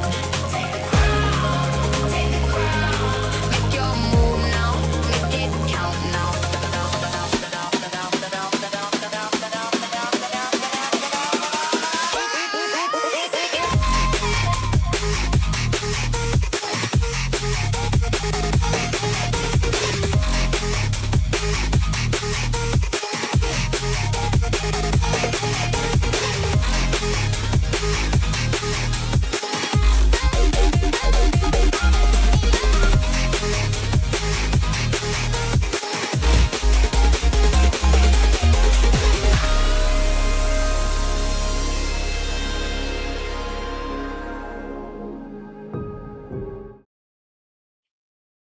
Welcome back, ladies and gentlemen. This is the moment that you have all been waiting for. Mythic Showdown is finally back in its full swing. And of course, it's me, your boy Fredo, tonight here with Baldudu on the caster panel. And we are going to be taking tonight's host for this exciting matches ahead of us. Is going to be iQOO, as said you will, going up against Muniya Ka Club. And it is going to be a real question. I mean, it's a question that we will find an answer to because Muniya Club is a team that has emerged from the open qualifiers, whereas SATUL has been an invited team. So the question is, SATUL is an established giant. I mean, it has proven itself, so we know what to expect. But the question is, this will be a very big test for Muniya's club because it's going to show, like, do you deserve to be here on this stage in the war drums? Because you've got all the way through the open qualifier, but you've not really faced these giants because they've come through the invite. So this is the first test, and it's a big one, Fredo. So with that, we have headed into the draft. It's going to be iQOO SATUL with the first pick and Muniya with the response. Take us through it. Yep, definitely seems like the draft, the way it has been progressing, seems like IQS said you all are really prepared as well. Even though it seems like Muniya Ka Club are also respecting the potential picks that might come up, like the Paquito and the Baksha. The side of IQS said you all have also banned out heroes that they feel like could cause them some problems here, like the Eve. So I think this draft is overall going to be very, very, a very, very tactical battle between both these guys. But oh my God, I guess it will already going in very aggressively, because usually, like after all these patches, I feel like Freya does not really, it's not really the kind of hero that you want to go for as the first pick. But IQS said, well, they still go ahead and pick the Freya anyways. And I'm just as surprised as you because of the Freya first pick, because I felt like there are a lot more options open, especially because it's a dangerous grass map. I mean, since I would have rather, even though the Kalia is not as viable anymore with the current patch, I feel the dangerous grass allows Kalia to be just as important still. I mean, I would have still gone for the Kalia. I could have probably gone for a tank jungle. The God was open. The carry Moskov were open. The Claude was open. But Freya, interesting pick coming in by SATUL. But the question is, the response from Muniya has been the carry and God, two of the most staple picks in the meta right now. Definitely, they dish out true damage, so they are definitely trying to go for the tank melters here, I sense. Since, since they do not want the enemy to pick up tanky heroes, or on the other hand, they themselves are going to pick up some tanky heroes, which is why they do not want the enemy to get their hands on these heroes right now, like the carry and the god, which deal true damage. Coming up from the other side, we're going to see a Glue and a Sora, and I'm quite surprised as to why they have decided to pick all fighters. I mean, I do understand that you want to confuse your enemies, but I just hope they do not end up confusing themselves. But I think it's Yeah. kind of clear as well that you can send this Freya into either EXP or Roam. I mean, EXP or Gold. At the same time, even Sora can be Flex. Even the Glue can be a Roamer or an EXP. So the options here for IQSA Duel are so diverse. So they can do whatever they want and still get away with it. And looking at the pick, I mean, since they've gone for three milli picks at this point, I think we kind of get an idea, because I don't think Sora in the roam is going to be a good option here. I mean, Sora's not working too well in the roam, especially since they've kind of nerfed down his defense growth. But I feel that the Glue is the roamer, and they're probably going to pair it up with something which kind of struggles in the early. Ideally, the Zujian would be a great pick with the Glue.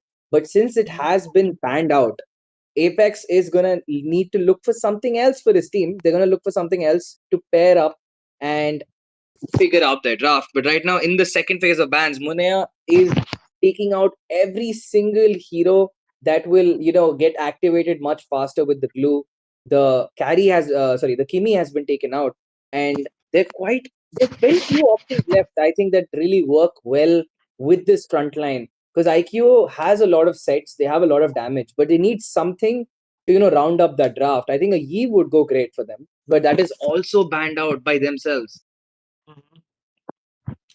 So right now, the option that I'm looking at, I feel like the Farsa can do a very good job, especially at zoning out the carry, as well as the Moscow, as well as the God, I mean, who can be kept at bay because of the feather airstrike during those team fights, because it's usually the team fights where the carry and God are looking to shine, right? So if you can actually displace them during those team fights, then IQSA will gain a huge advantage, because these guys, the frontliners that they picked up here, the Glue, the Sora, the Freya, all of them can dish out DPS damage. And the kind of damage that they dish out, the frontliners from the side of Muniya Ka Club will definitely face issues like this Alice, who does have the flowing blood, but if you use that to dive in, then you do not really have enough time to get out, because the cooldown is way too long. So I feel like a Farsa pick here from IQSA Duel can really turn this draft in their favor. At this point, I really feel that Munea Club needs a tank jungler, and it has to be the Akai. I think the Akai would be a Yeah. great response to whatever SATUL picks, whether it's that Farsa or even if it's not the Farsa, it's just the first three picks we're seeing right now. The Akai pick seems very, very necessary, but the question is, will they pick it up? And look, they've taken out the Kalia too. SATUL is completely locking down all of these engage and harass comps that harass supports and rumors that Muniya Club could be picking up. So now Muniya is kind of forced into playing either stuff like the Belleric, which is not a good option for them right here. Belleric is going to struggle a lot against that blue, or they have to go in for a tank jungle, which is a lot more predictable for SATUL now. Yeah. Definitely, they can, go for something like that. At the same time, though, take a look at the, the bans which have been done here by Muniya Ka Club. It seems like, the frontliner that Muniya Ka Club is kind of setting up this entire draft for is probably going to be a tanky jungler. But it seems like it's going to be the Guinevere here, because as you can see, it's the Valir and the Kimi that they have picked off here. Oh Oh, my God, oh, SADUL. Have they cooked or have they overcooked with this one, Baldu? I mean, I feel like that Odette is such an obvious bait for that Guni pick. It really feels like, yeah, I genuinely feel that Odette, the way they're playing that Odette right now, she is going to be a bait. Her entire job is to be annoying over there. It's either that, or they're gonna wait for Apex and the XP laner, that Soda, to actually work around the teammates, try to bait out a few skills, wait for them to engage, and then the Odette dives in. But okay, it's not the Odette, it's the Farsa. Fine, fine. Okay. Yeah, now it's We now were it's now it's fine. Now it's over fine. analysis by Toldo over there. But no problem, no problem, right there. I mean, it just goes to show how much you know about the game as well, right? I mean, we were also doubting why would Apex do something like this, right? But of Yeah. course, it was just some glitch happening. But of course, the side of iQOO have went for the Farsa. They know what the Farsa can provide. The value that it can provide for you in this team fight is very crucial, especially against a lineup like this where the carry and God are going to be the main damage dealers. But at the same time, this Belleric here can be very, very fatal for us at iQOO only because the taunt is going to come through, the Joy is going to get countered. At the same time, even this Glue and Freya can also face problems. So Yeah. it's going to be really interesting to see if iQOO can execute this draft well, or have Muniya's club, have pulled up with some guns in their pockets that we have never known. And with that, folks, this is the Swiss stage day one of Wardrum Mythic Showdown Season 3, the match between SATUL and Muniya. And right now, the question is, will Muniya get that late game for their God and carry to activate? Or will SATUL snowball through these turtles with J on that Joy? Is it J for Joy at this point? Well, you can say anything like that because Jay has literally been able to, pull up with some insane strategies all by himself, right? If you remember the Amon as well, there was a time when the Yeah, Amon Tank Amon build Amon. last season. This guy is way too creative to be predicted, right? So I think even though Muniya Ka Club have seen his gameplay a lot of times, they still gonna figure out what's the plan behind this Joy pick right now. But anyways, taking a look at the way the aggression is showing up here, it definitely seems like SADUL are going to have a really easy time in this game. They've already covered out a lot of area, and Muniya Ka Club, they have to be the ones who have to play a little bit more safer this time. And right now, on the top side, the Freya going in, try to deny a few creeps for their opponents, but that is the value that the Glue has right now. I mean, Belleric is really struggling to give them the vision and the zone his teammates need, and this is the problem you take by picking up a conventional support against a harass mage or roamer like Glue. By the way, I was about to say something. Did you notice the way the Guinevere has been rotating? Because she has taken the small creeps first and then went for the buffs. Did you notice that? I wonder what is this rotation. Whoa, big set coming in right now, Freya. J full collapse onto Riven, and she will pay the price. Zwei also very low. The flicker coming in by Romcom. They're going for the kill, and the feathered strike is going to do the job for them. And right now, Fredo, I think the questions we had might be answered because SATUL has begun the snowball. They've a 2-0 already along with the turtle. I think they're looking for this blue buff as well, as Riven here is going to try and take it away.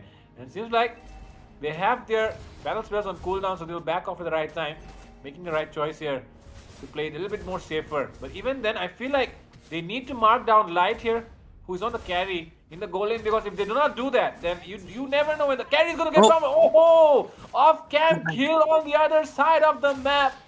And it seems like a fight breaking out here as well. Zui is in trouble. Can he actually escape? Apex He- already inside the tower. He's the one who might be in trouble this time around. But oh, take a look at this. He has unleashed the Fury. Oh my god, this Freya cannot be denied. The god goes in, will not get to really use up that ult, and now he's getting chased down by the Freya, gets stunned out. But Riven has no jungle, there's no space for her to live because this Guinevere is being harassed constantly by this Freya from level 1 until now. Bid and the Freya are not letting her breathe. Definitely 5-0 up already.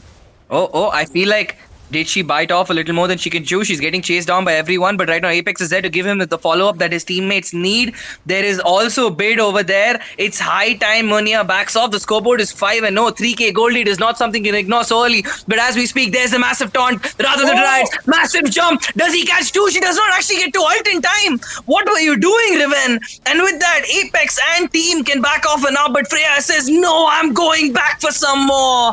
As she takes out one, make it two. Apex will give up his life under the damage of the turret, but that is all the gold for this Freya. Wait, she's still going in for more. Does she get the triple? Riven has the jump. Will she get the jump? Yes, she does, but no! She does not time it right. She did not time This it is right. the She did not second put the time it stacks- happened. She did not put the stacks enough to get her to, of course, hit that violet Requiem. But for now, oh, take a look at Bid. Even with the info that he had, just a little Ooh. bit before he fired here. Oh, but he's going to get taken down. Too much aggression being shown here. And even Jay takes down the god. Is Degenerate is going to get taken down as well. So unlucky. They die before the turtle at the other side of the map. Another time. What is happening here? People dying out of nowhere on the map. When it's very like this game is becoming so unpredictable. People are dying anywhere and everywhere. And I feel like S8UL has done such a good job with the way they've drafted, because right now they have no one to really stop. Muniya has no one to actually stop S8UL right now, iQOO S8UL, because Light, while he's great in the late game, he's not going to get time. As we see, finally, I'm surprised S8UL did not push the turret. I mean, they did not go for the next turtle or for an obvious objective. But there's another fight going on right now. Look at the bodies. Why will get caught back, will be taken down. Riven's body gets popped again. Jay goes in for the ult. The joyful beats is the sorrowful tune for Muniya right now. Muniya Club right now. The members are paying the price. It's like the membership fees might just be revoked to this Mythic Showdown. Definitely, man. They are probably regretting making it all the way up here, it seems. At least the way SADUL has been playing against them. They're probably wondering they were good in the open qualifiers itself. They should not have made it here or something. But man, they do understand that there is a lot of things at stake here. If they defeat SADUL tonight, then things are going to look very great for them. Greed here could be in trouble though. And he won't be able to escape. Using of the flowing blood already. Oh my god. The Belleric also walking right up in front of their faces. And there's the Freya and Jay once again. The joyful beats along with this Valkyrie is too much for Muniya to handle. And all the kills they have got have been unfortunate circumstances of trades. And right now S8UL is thriving. They're swimming in gold right now. And Riven is in he's in absolute poverty right now. But as we speak, the mid lane turret gets sieged away. And I think this is the problem with Muniya's draft. By taking up that Guni and the Alice and the Belleric, you have nothing to stop S8UL from diving you. Like, normally you've taken a dive comp, but you were not prepared to deal with the dive because S8UL's comp has disengage. But you can't say the same for the comp that Muniya is running. At least not to the level that S8UL has. Definitely, bro. I mean, at the way that they're playing, okay, seems, the moment I start speaking, I feel like another fight is about to break out, The way these guys have been playing, right? Completely chaotic, completely abusing the chaos at this point, I would say. iQOO said you are very good at doing that. Apex, he knows how to deal with this kind of aggression. And that's exactly why Muniya Ka Club have been paying the price with the help of these deaths. But at the same time, Light here, who I was saying needs to get targeted, got marked down every single time. He's 1-3-1 at this point. And even with this carry and gore, I don't think a comeback is possible if some impossible play does not come up here, especially Look from. at that. Dude, God popped his entire ult on Apex, and Apex is still sitting with over half HP. He's just healed it back up, but there's a taunt coming in, and Zwei right now he's just trying to. Oh, being set by Romcom with the feathered airstrike, and that is a double kill. Freya diving in the backline. Bid is there to make things happen, but they will walk off with just two. Muniya will somehow live to see another day, but you can't say the same for the frontliners. As Zwei will fall for the 6th time. Their top tier 2 has been sieged out. iQOO, S8, UL are not giving them breathing space. The Freya dives in and baits the holy protection. My goodness, it seems like they are not going to have any more chances. They're not going to have any chances here. Look at the way, like I was saying, this Freya is going to be so useful here, zoning out the carry, zoning out the guard. Riven here does not get caught. Romcom already using the shifting skies. Jay just flexing his skills there, diving in and out whenever he can. And of course, he'll be able to escape as well. There will be no issues, even though there is this Belric to kind of taunt him out on the other side of the map. Look at the Freya, man. I mean, she's not even. Oh, wait! Gord! Off cam kill! Gets some very important pick off onto Bid. And I feel like Bid needs to slow down. They do get a big catch, but again, no follow up. This has been the story for Muniya for the last 9 minutes. And if they keep doing this, the goal lead is going to hit the 10k mark any moment. Yep, and that's something that they cannot afford, especially against a team like iQOO said well. You don't want to give them a lead like that. They will just pounce on you. But what is this? This is a very big overextension. They did The Lord not was need up. to do that. The They Lord did was not- up. Yep, exactly. They did not need to do that there. There was literally no way he dived in like that. I mean, they can afford it, but they cannot afford it multiple times. Especially with the kind of like at the level where iQOO said have been playing.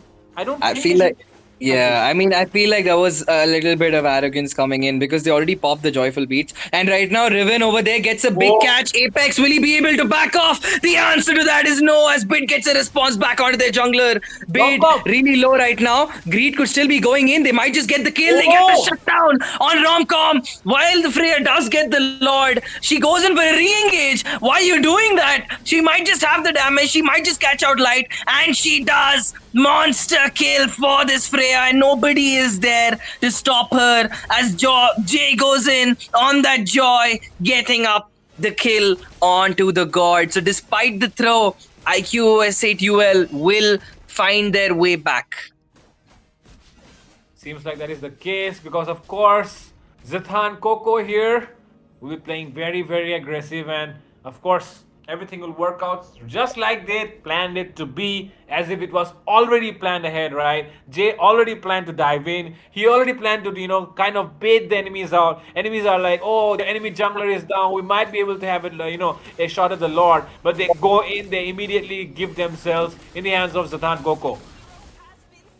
I mean, it was a very interesting play that they went in for. I was kind of surprised that it was not needed, that kind of play at all. It was nowhere required to be making plays like that when you already have such a lead. But right now, as we speak, big engage coming in. Greed gets the kill onto Romcom, and it looks like Muniya is the one sieging the base instead of the other way around. But the mid lane has been brought down quite low. Then the minions on the top side have to be addressed. But the feathered airstrike, man, look at that damage. Riven ceased to exist nearly. Exactly, bro. Like I was saying, Bid is going to be such a big problem here on this Farsa. The range that he's having is just way too much. Somebody needs to do something. But what can you do when you have just the Guinevere and the Alice who can dive at her? She needs to, the ult needs to be cancelled. It's only the Guinevere spatial migration that can cancel something like that. Because when you know that the Belric is running at your face, you can just walk away. You can just fly away when you're a Farsa, right? So there is literally nothing here that the side of Muniya Ka Club can do to stop Bid, and that's the reason why he's sitting on 4-2-10, 10 assists along with the 4 kills. That's more than enough to create pressure on the opponent, especially when you have a mid laner like a Gord.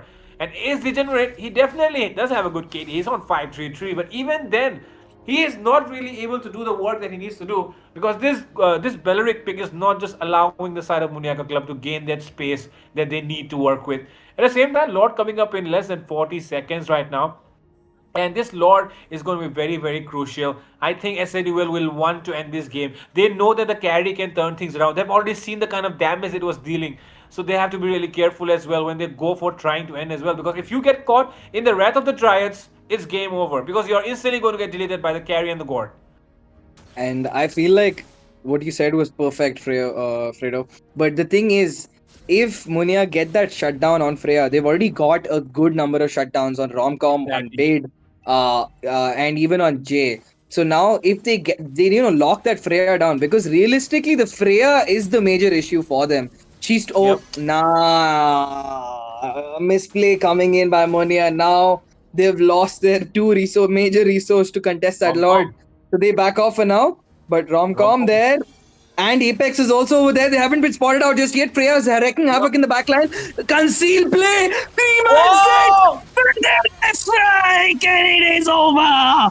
SADUL is on godlike with that Freya. 3 bodies down. Make it 4. It's only the God. And what can he do? It's everybody of SADUL, iQOO SADUL, sieging this base. God forced to flicker out. He is only delaying the inevitable. The minions do respawn, trying to buy some time for their heroes to come back. But the answer for that is something we can all see. The ages crumbles along with Muniya Club's dreams. It's iQOO SADUL who take the win.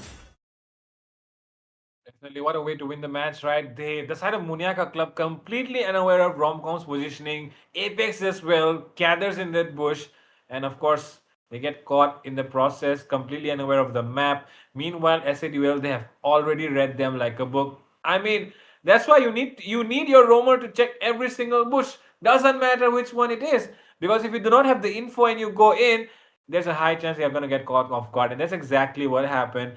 And even the draft was something that was so unexpected. It was such a oh my god, take a look at that. The MVP here, Zatan Coco, the new guy in the Indian scene. He's the goal laner of iQOO SADUL, and such a good job. Look at the amount of damage that he has done and dealt at the same time. Take a look at that. The turret damage as well. He did so much for the team.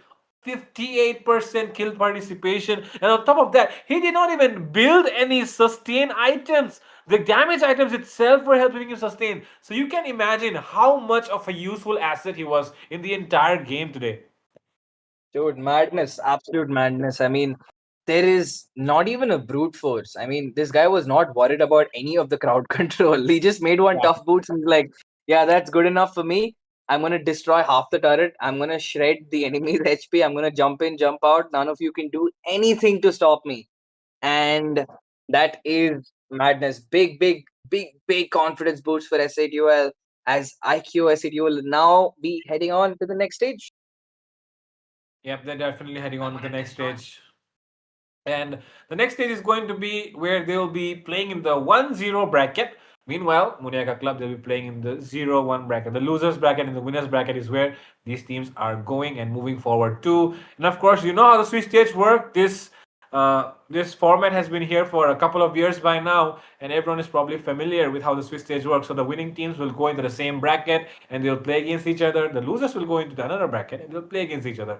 And of course, the one who wins and moves ahead will go into another bracket.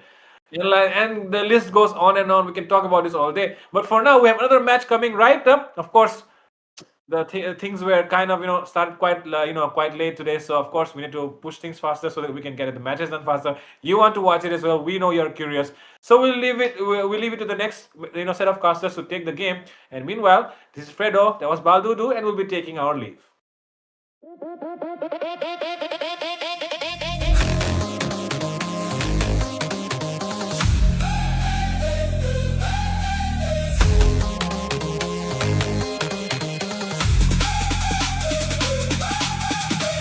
Boot up, pick a lane, one shot, take a place. Eyes up, hands locked in, no fear, let it spin. Countdown, feel that spark. We came here to leave a mark. Fast hands, shot mine, one more round on the climb. Hear that rush,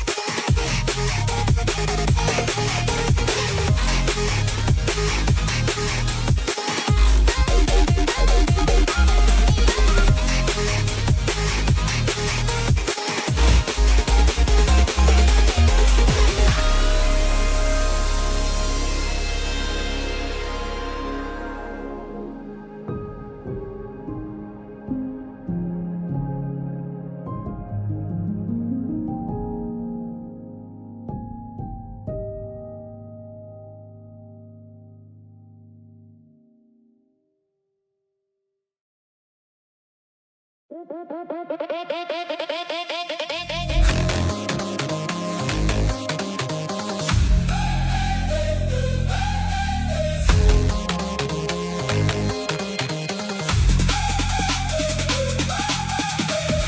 up, pick a lane, one shot, take a place. Eyes up, hands locked in, no fear, let it spin. Countdown, feel that spark. We came here to leave a mark. Fast hands, shot mine, one more round on the climb. Hear the rush, feel it rise. All in now, no disguise. Stay with me, hold the line, hit the edge, crossing line. Go hard now, go hard now. We don't back down, we don't back down. Take the crown, make your move now, make it count now.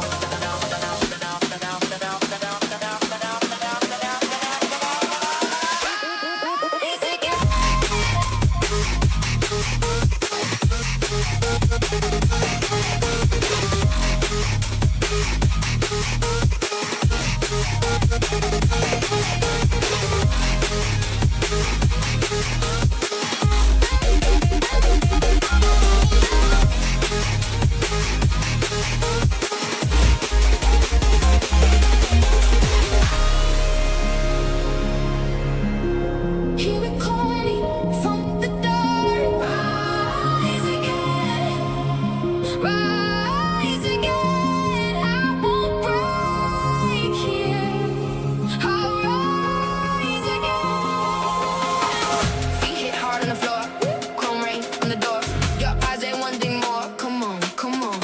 Sit up in the dark of the room, hands up, cut through the bloom. I move like I know the tune, no fear, no fear. Boot up, pick your lane. One shot, take a place. Eyes up, hands locked in. No fear, let it spin. Countdown, feel that spark. We came here to leave a mark. Fast hands, sharp mind. One more round on the climb. Hear that rush, feel it rise. All in now, no disguise. Stay with me, hold that line. Hit the edge, cross the line. Go hard now, go hard now. We don't back down, we don't back down. Take the crown, make your move now, make it count now. We don't back down, we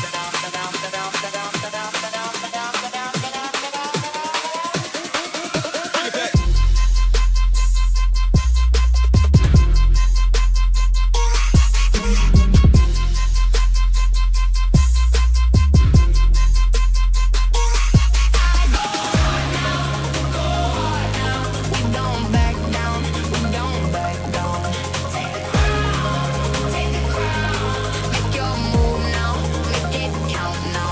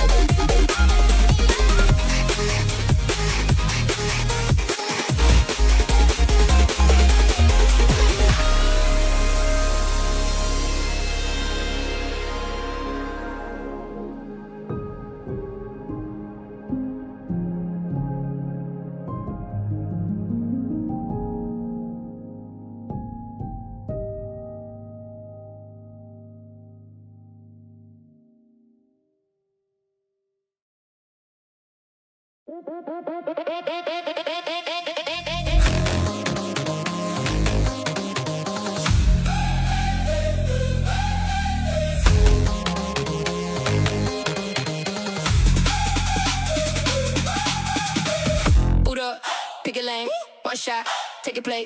Eyes up, hands locked in, no fear, let it spin. Countdown, feel that spark. We came here to leave a mark. Fast hands, sharp mind, one more round on the climb. Hear that rush, feel it rise. All in now, no disguise. Stay with me, hold the line, hit the edge, crossing line. Go hard now, go hard now. We don't back down, we don't back down. Take the crown,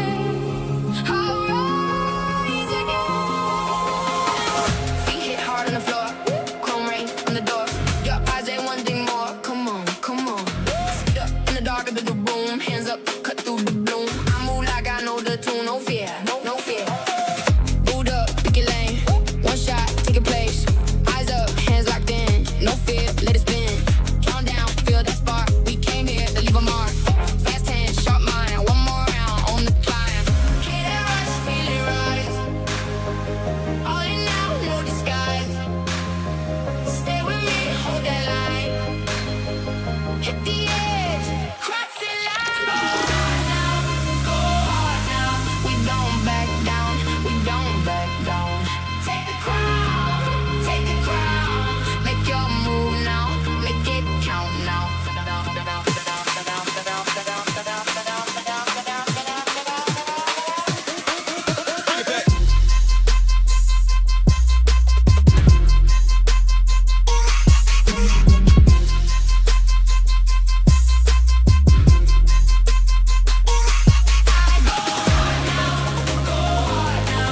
don't back down, we don't back down. Take the crown, take the crown. Make your move now, make it count now.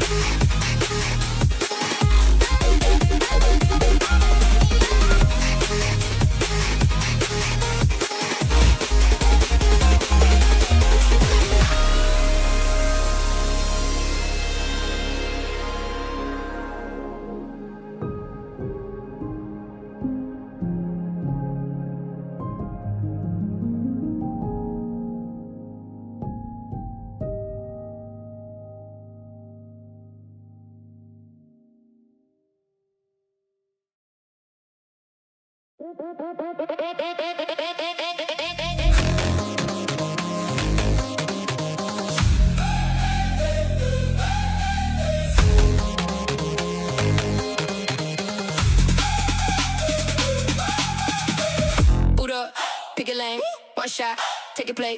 Eyes up, hands locked in, no fear, let it spin. Countdown, feel that spark. We came here to leave a mark. Fast hands, shot mine, one more round on the climb. Hear the rush, feel it rise. All in now, no disguise.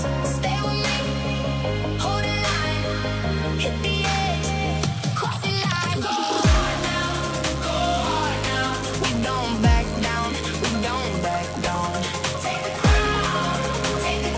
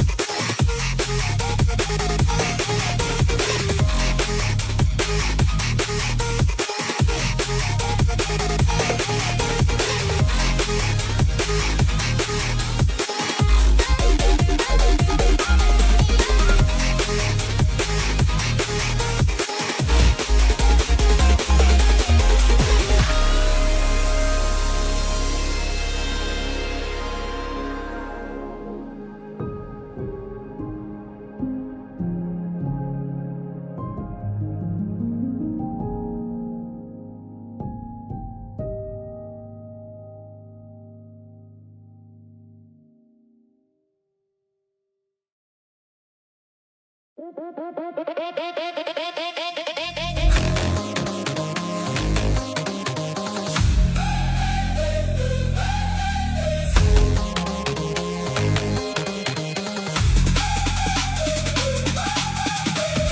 up, pick a lane, one shot, take a place. Eyes up, hands locked in, no fear, let it spin. Countdown, feel that spark. We came here to leave a mark. Fast hands, shot mine, one more round on the climb. Hear that rush, feel it rise. All in now, no disguise. Stay with me, hold the line, hit the edge, cross the line. Go hard now, go hard now. We don't back down, we don't back down. Take the crown, make your move now, make it count now.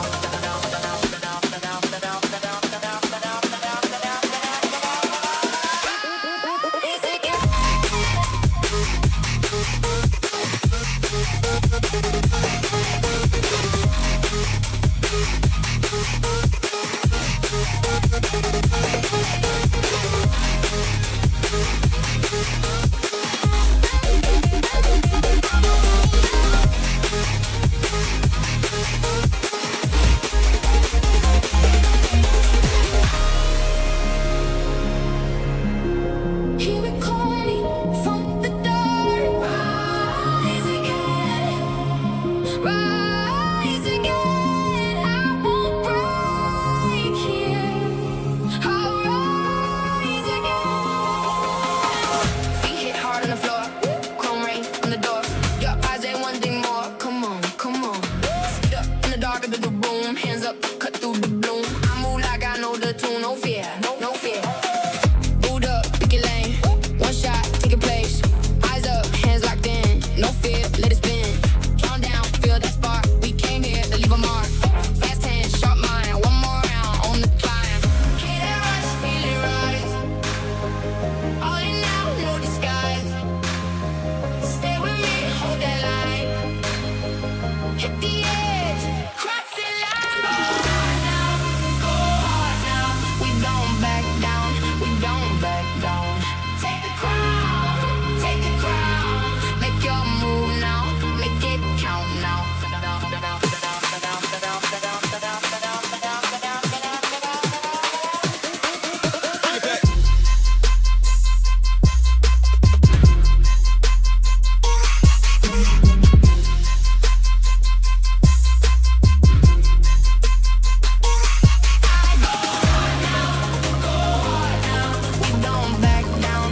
don't back down. Take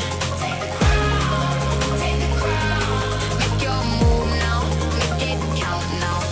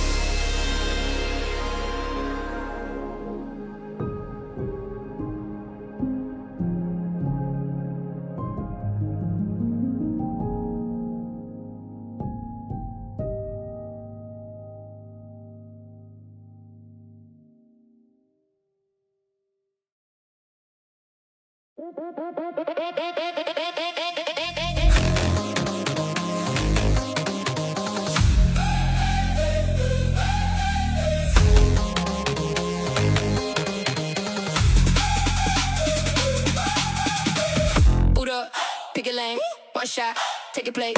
Eyes up, hands locked in, no fear, let it spin. Countdown, feel that spark. We came here to leave a mark.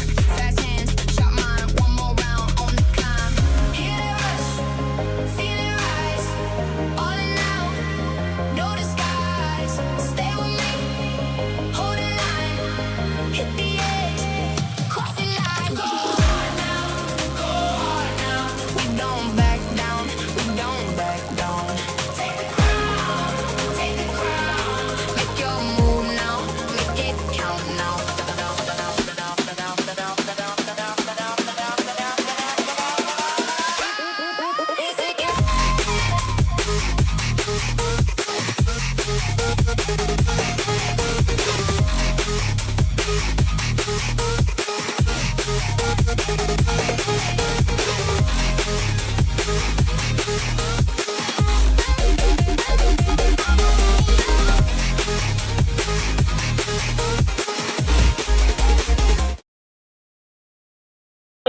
everyone. Welcome back once again to Mythic Showdown Season 3. This is the last match for tonight of this 0-0 bracket. Everyone starting right where everyone is supposed to be. And this is going to be a very interesting match because we're going to see an open qualifiers team go up against an invited team.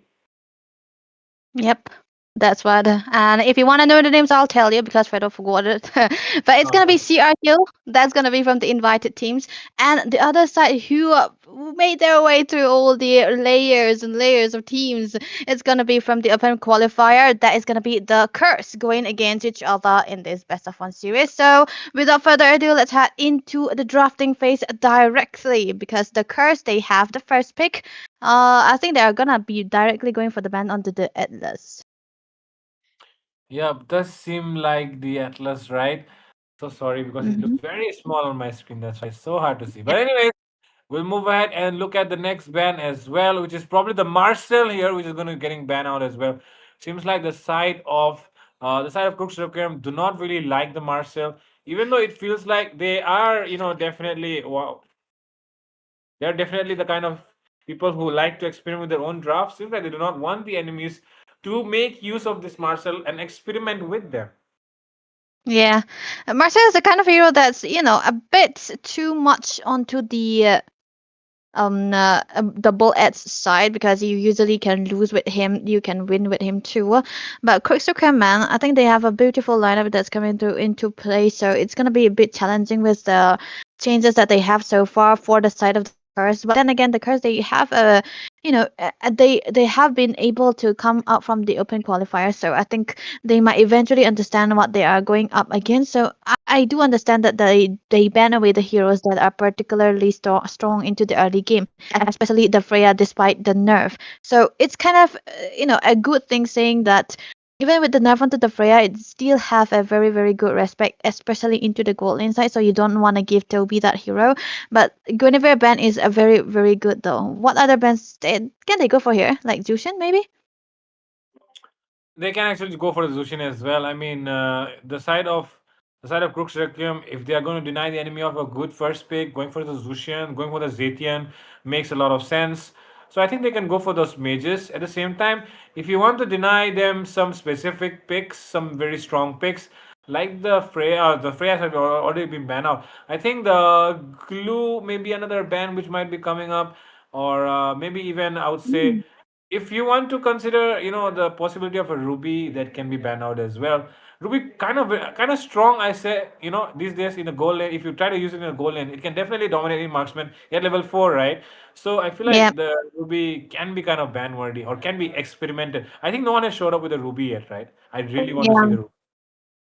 I think it's like Ruby is what was the hero that you usually go for in a sustained time, and now that they changed it into the damage, it kind of lose out most of its qualities, where it has to be adjusted on how the playstyle is gonna change up.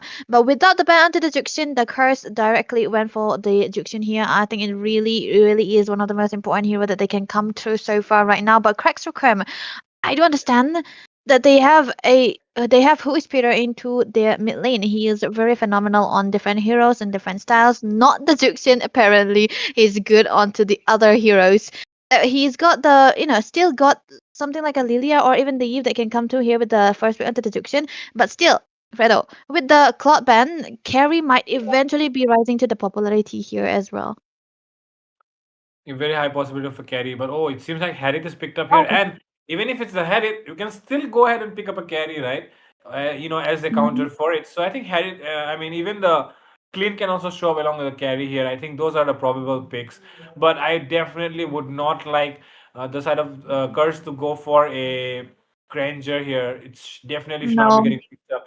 If it gets picked up, the Phobia is going to have a very easy time.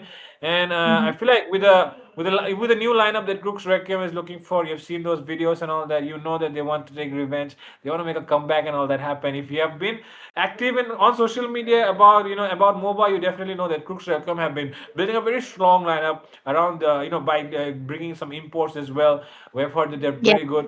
But tonight is the first time that they're going to be testing it out. So let's see what happens.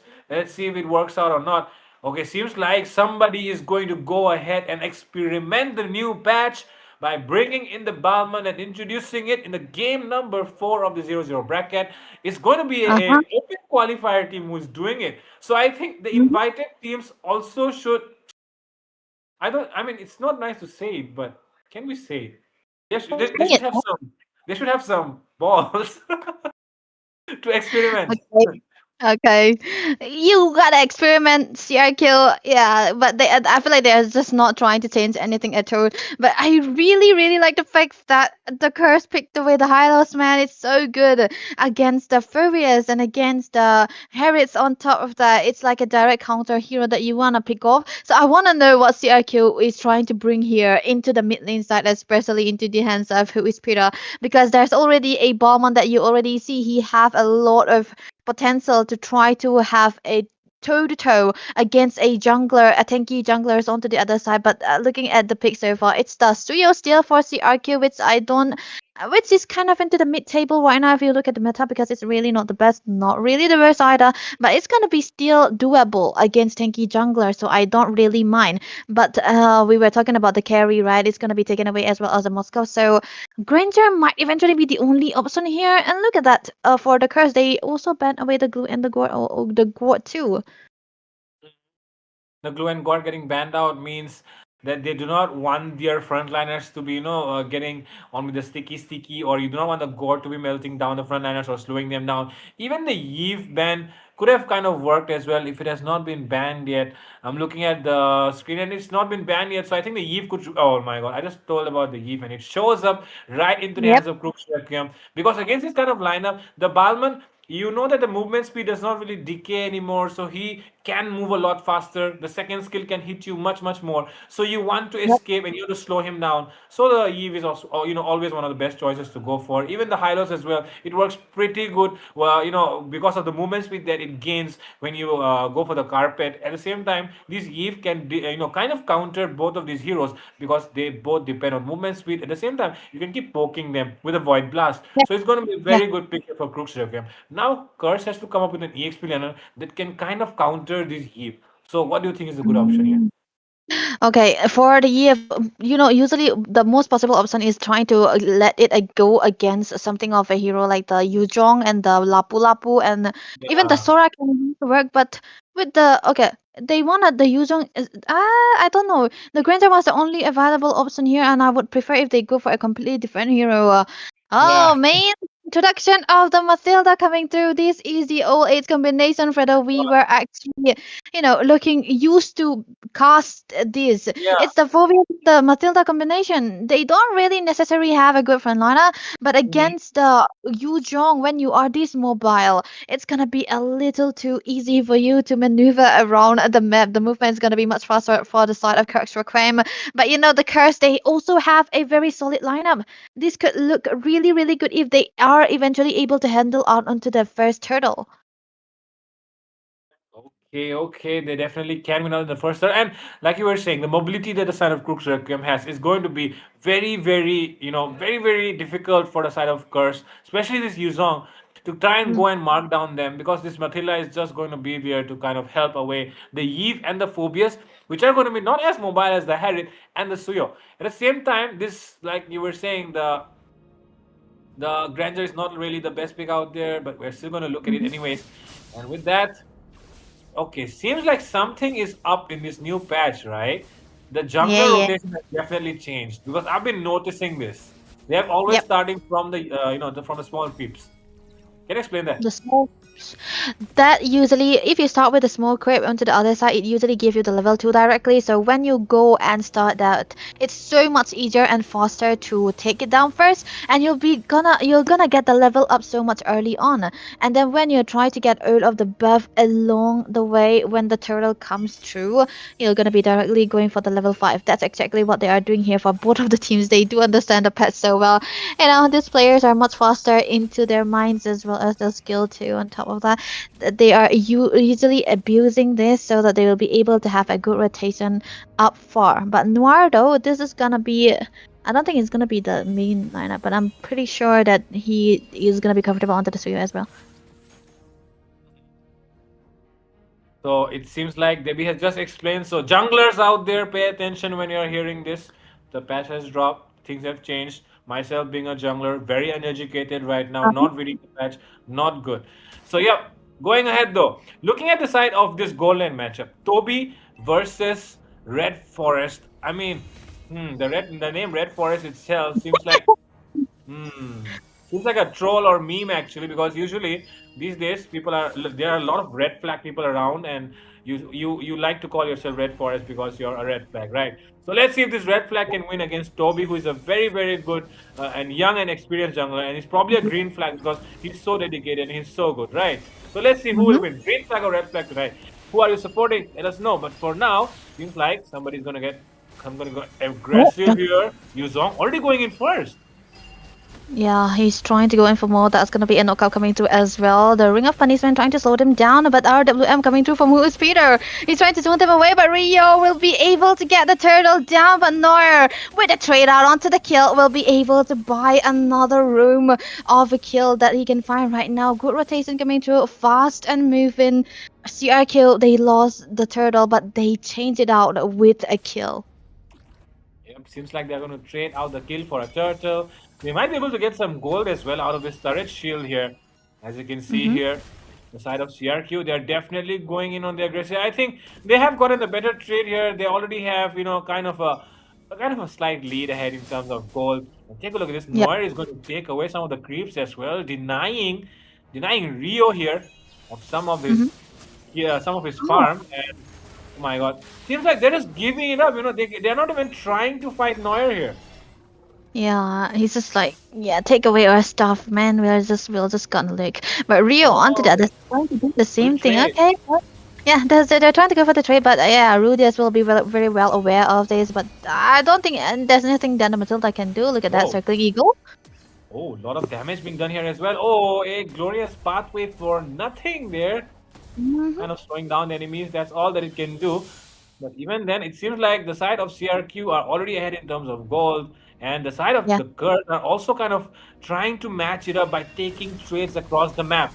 Another fight breaking out, it seems. This time he does not have the glorious pathway, and he will go fall down. And inside the tower, the Phobias gets caught with the Crimson Oh, Beacon, and he will fall as well. The dragon coming through. There can be a petrify combo that should be coming up, but he does not. The furious dive comes just way too late here, and that's why he will not be able to secure any kills. yeah, CRQ, man. Trying to layer down all the combination that they can find right now into the mid lane side. But Moonstar, that was actually a big breakaway through for him, man. It's like, you really want to see them perform into the XP lane side whenever there is a FOS, but the early rotation kind of made it worth so much for the side of CRQ. One thing I would like to mention about into the goal lane side is that Toby is always better into the, team fights. When lane is just, you just don't care about the lane, man. But look at that, Glorious Pathway. Okay, seems like it has been placed here. Backline dive happening. Brian, take a look at the amount of damage that's being dealt here onto this high loss. Toby targeting the dog person as well. And that's the reason why CRQ won't be able to get anyone in this fight. They could have went for the backline. They definitely have the Matilda to dive in with. But they won't be able Mm-hmm. to dive in, it seems, and they will have to be content with this turtle. But even then, they will try to get this tower up top, which cannot be defended because they know that the side of the Yeah. curse do not really have their skills available, so they'll try to go in and Oh. take this tower, and they'll get it for free. Free man, definitely free. What a beautiful order I'm coming to from Peter there. But I feel like Crux were trying to put pressure onto the goal lane side so that they will be able to take the Harriets out of the lane so much faster because they win more when they have the goal lane into that team fight. That's usually what happens for every team. So they really wanted to do that here. But onto the other side, the curse, they really need the Grantor to stay into the lane so that he will be able to get the stacks that he require. But that is gonna be stopping them just a little while because bot lane they might be going for the engage again because this time around CRQ they need that bottom lane turret. Brian, yep, they're trying to force this tower, but what is Brian doing? Brian going the wrong way. He's running. Oh my God, he lands right Ah. there where he does not want to be. I was also wondering Oh. why is he going, he's going away from his teammates. He's not going towards his tower. And that's why he Yeah, will die as well. It will man. be a good time to take a look at the stacks of the Grandeur as well. But oh my God, Neuer, he could be in trouble here. The glorious Okay. pathway, just enough to zone him away from taking the purple, but does not give Enough. too much value. The thing about the Suyo is that it's still very mobile. So whatever the situation he's caught in, he's still gonna be able to survive. That is a cheat code of playing the Suyo here, and I think CRQ are actually using that to their full advantage. The rotation coming through for them is definitely beautiful because with one take onto the top lane turret, they were able to rush their way onto the bottom lane with the mobility that they have. We were talking about into the draft because of the presence of the Matilda. They really made it work and Oh, they took Toby! it. Oh my god, so aggressive here from CRQ. They want to dive this tower as well, and it seems like they want to take everyone down inside. They'll take down Hayato first. The next one falling could be Rio, but they won't want to overextend this. Do they want to overextend here? They want to go in for the red, or they might just try to force this tier 2 as well. They do have the minion, and they're working on the tier 2 as well. And the side of the Curse have to give up this tower as well. This is not looking good at all here. It's looking very, very disastrous here. The side of Scourge is already so behind, and they have been giving up real estate as well for free to CRQ. And that's not good at all, Debbie. What do you think can be the plan of comeback here for the Curse? This is actually very tough, Redo, because look at the lineup from the Curse. They have a Granger, they have a Yuzhong. Those two are the heroes that you want to have a good early game with, and they completely deleted that. CRQ, they are forcing them to play that late game because they know that the later the game goes, the better they are going to be becoming into those damages and team fights, and they really use it because they took Toby out of the lane, let him join into the team fights, and burst anyone down and take out the turrets as well. Very, very beautifully balanced and very discipline on top of that. So the Curse, I don't think they have any options, but look at that top lane. Oh, Toby diving in so deep. Okay, seems like a good fight could be coming their way because the knockup from Brian Fury was way too good. But Monster into the back line, Matilda with the airline as well. Too many lines being drawn on the map here, and Peter is another one who wants to draw some lines here and dish out some damage. He does have his ult, but okay, he does not have his ult, but of course, they'll be trying to take down Rio, it seems. He could be in trouble. He dashes away. He will be getting brought inside again.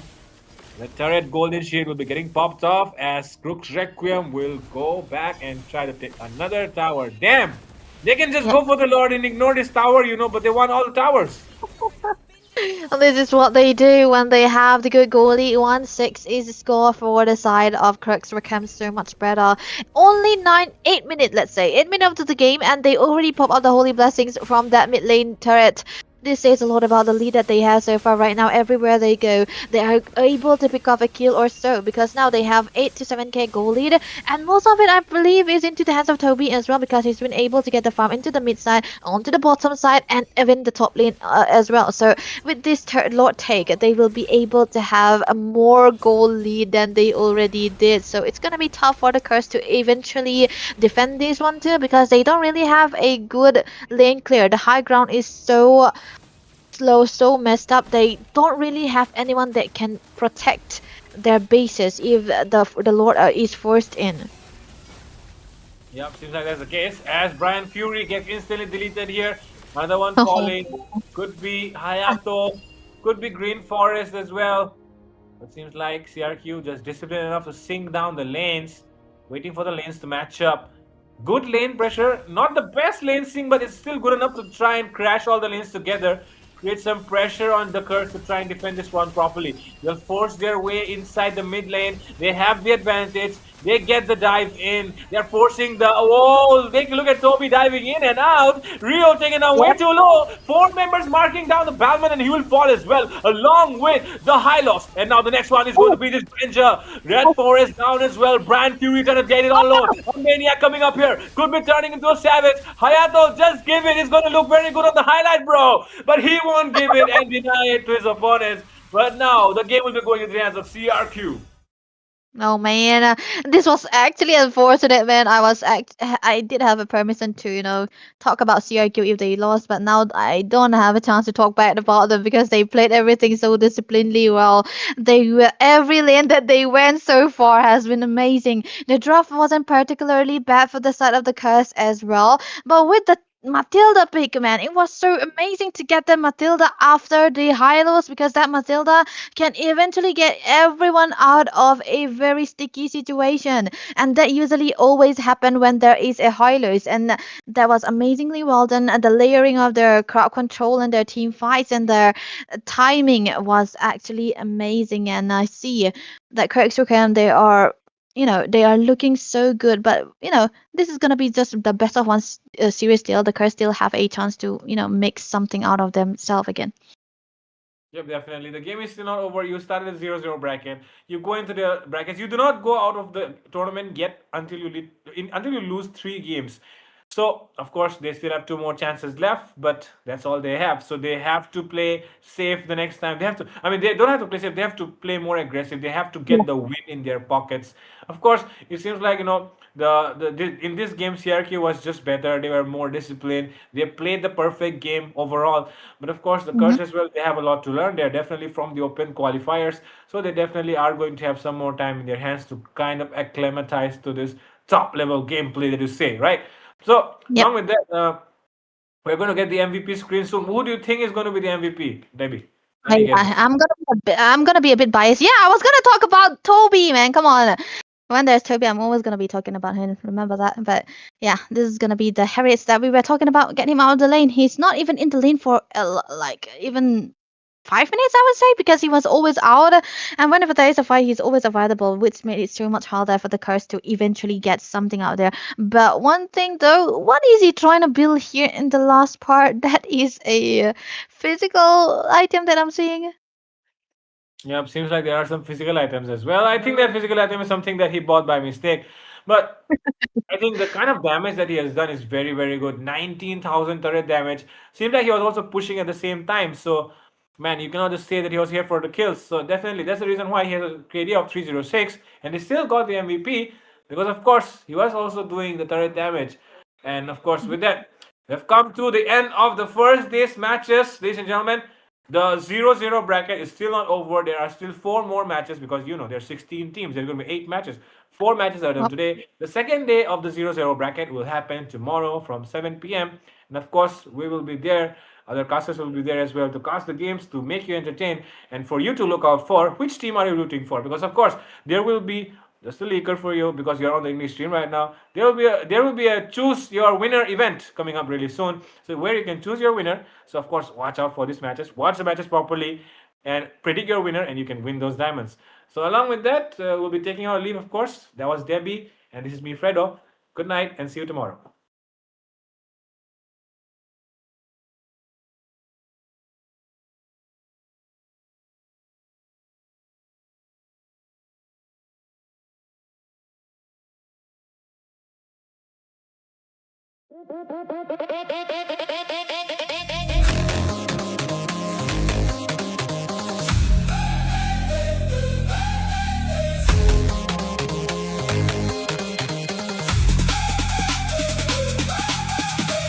Boot up, pick a lane, one shot, take a place.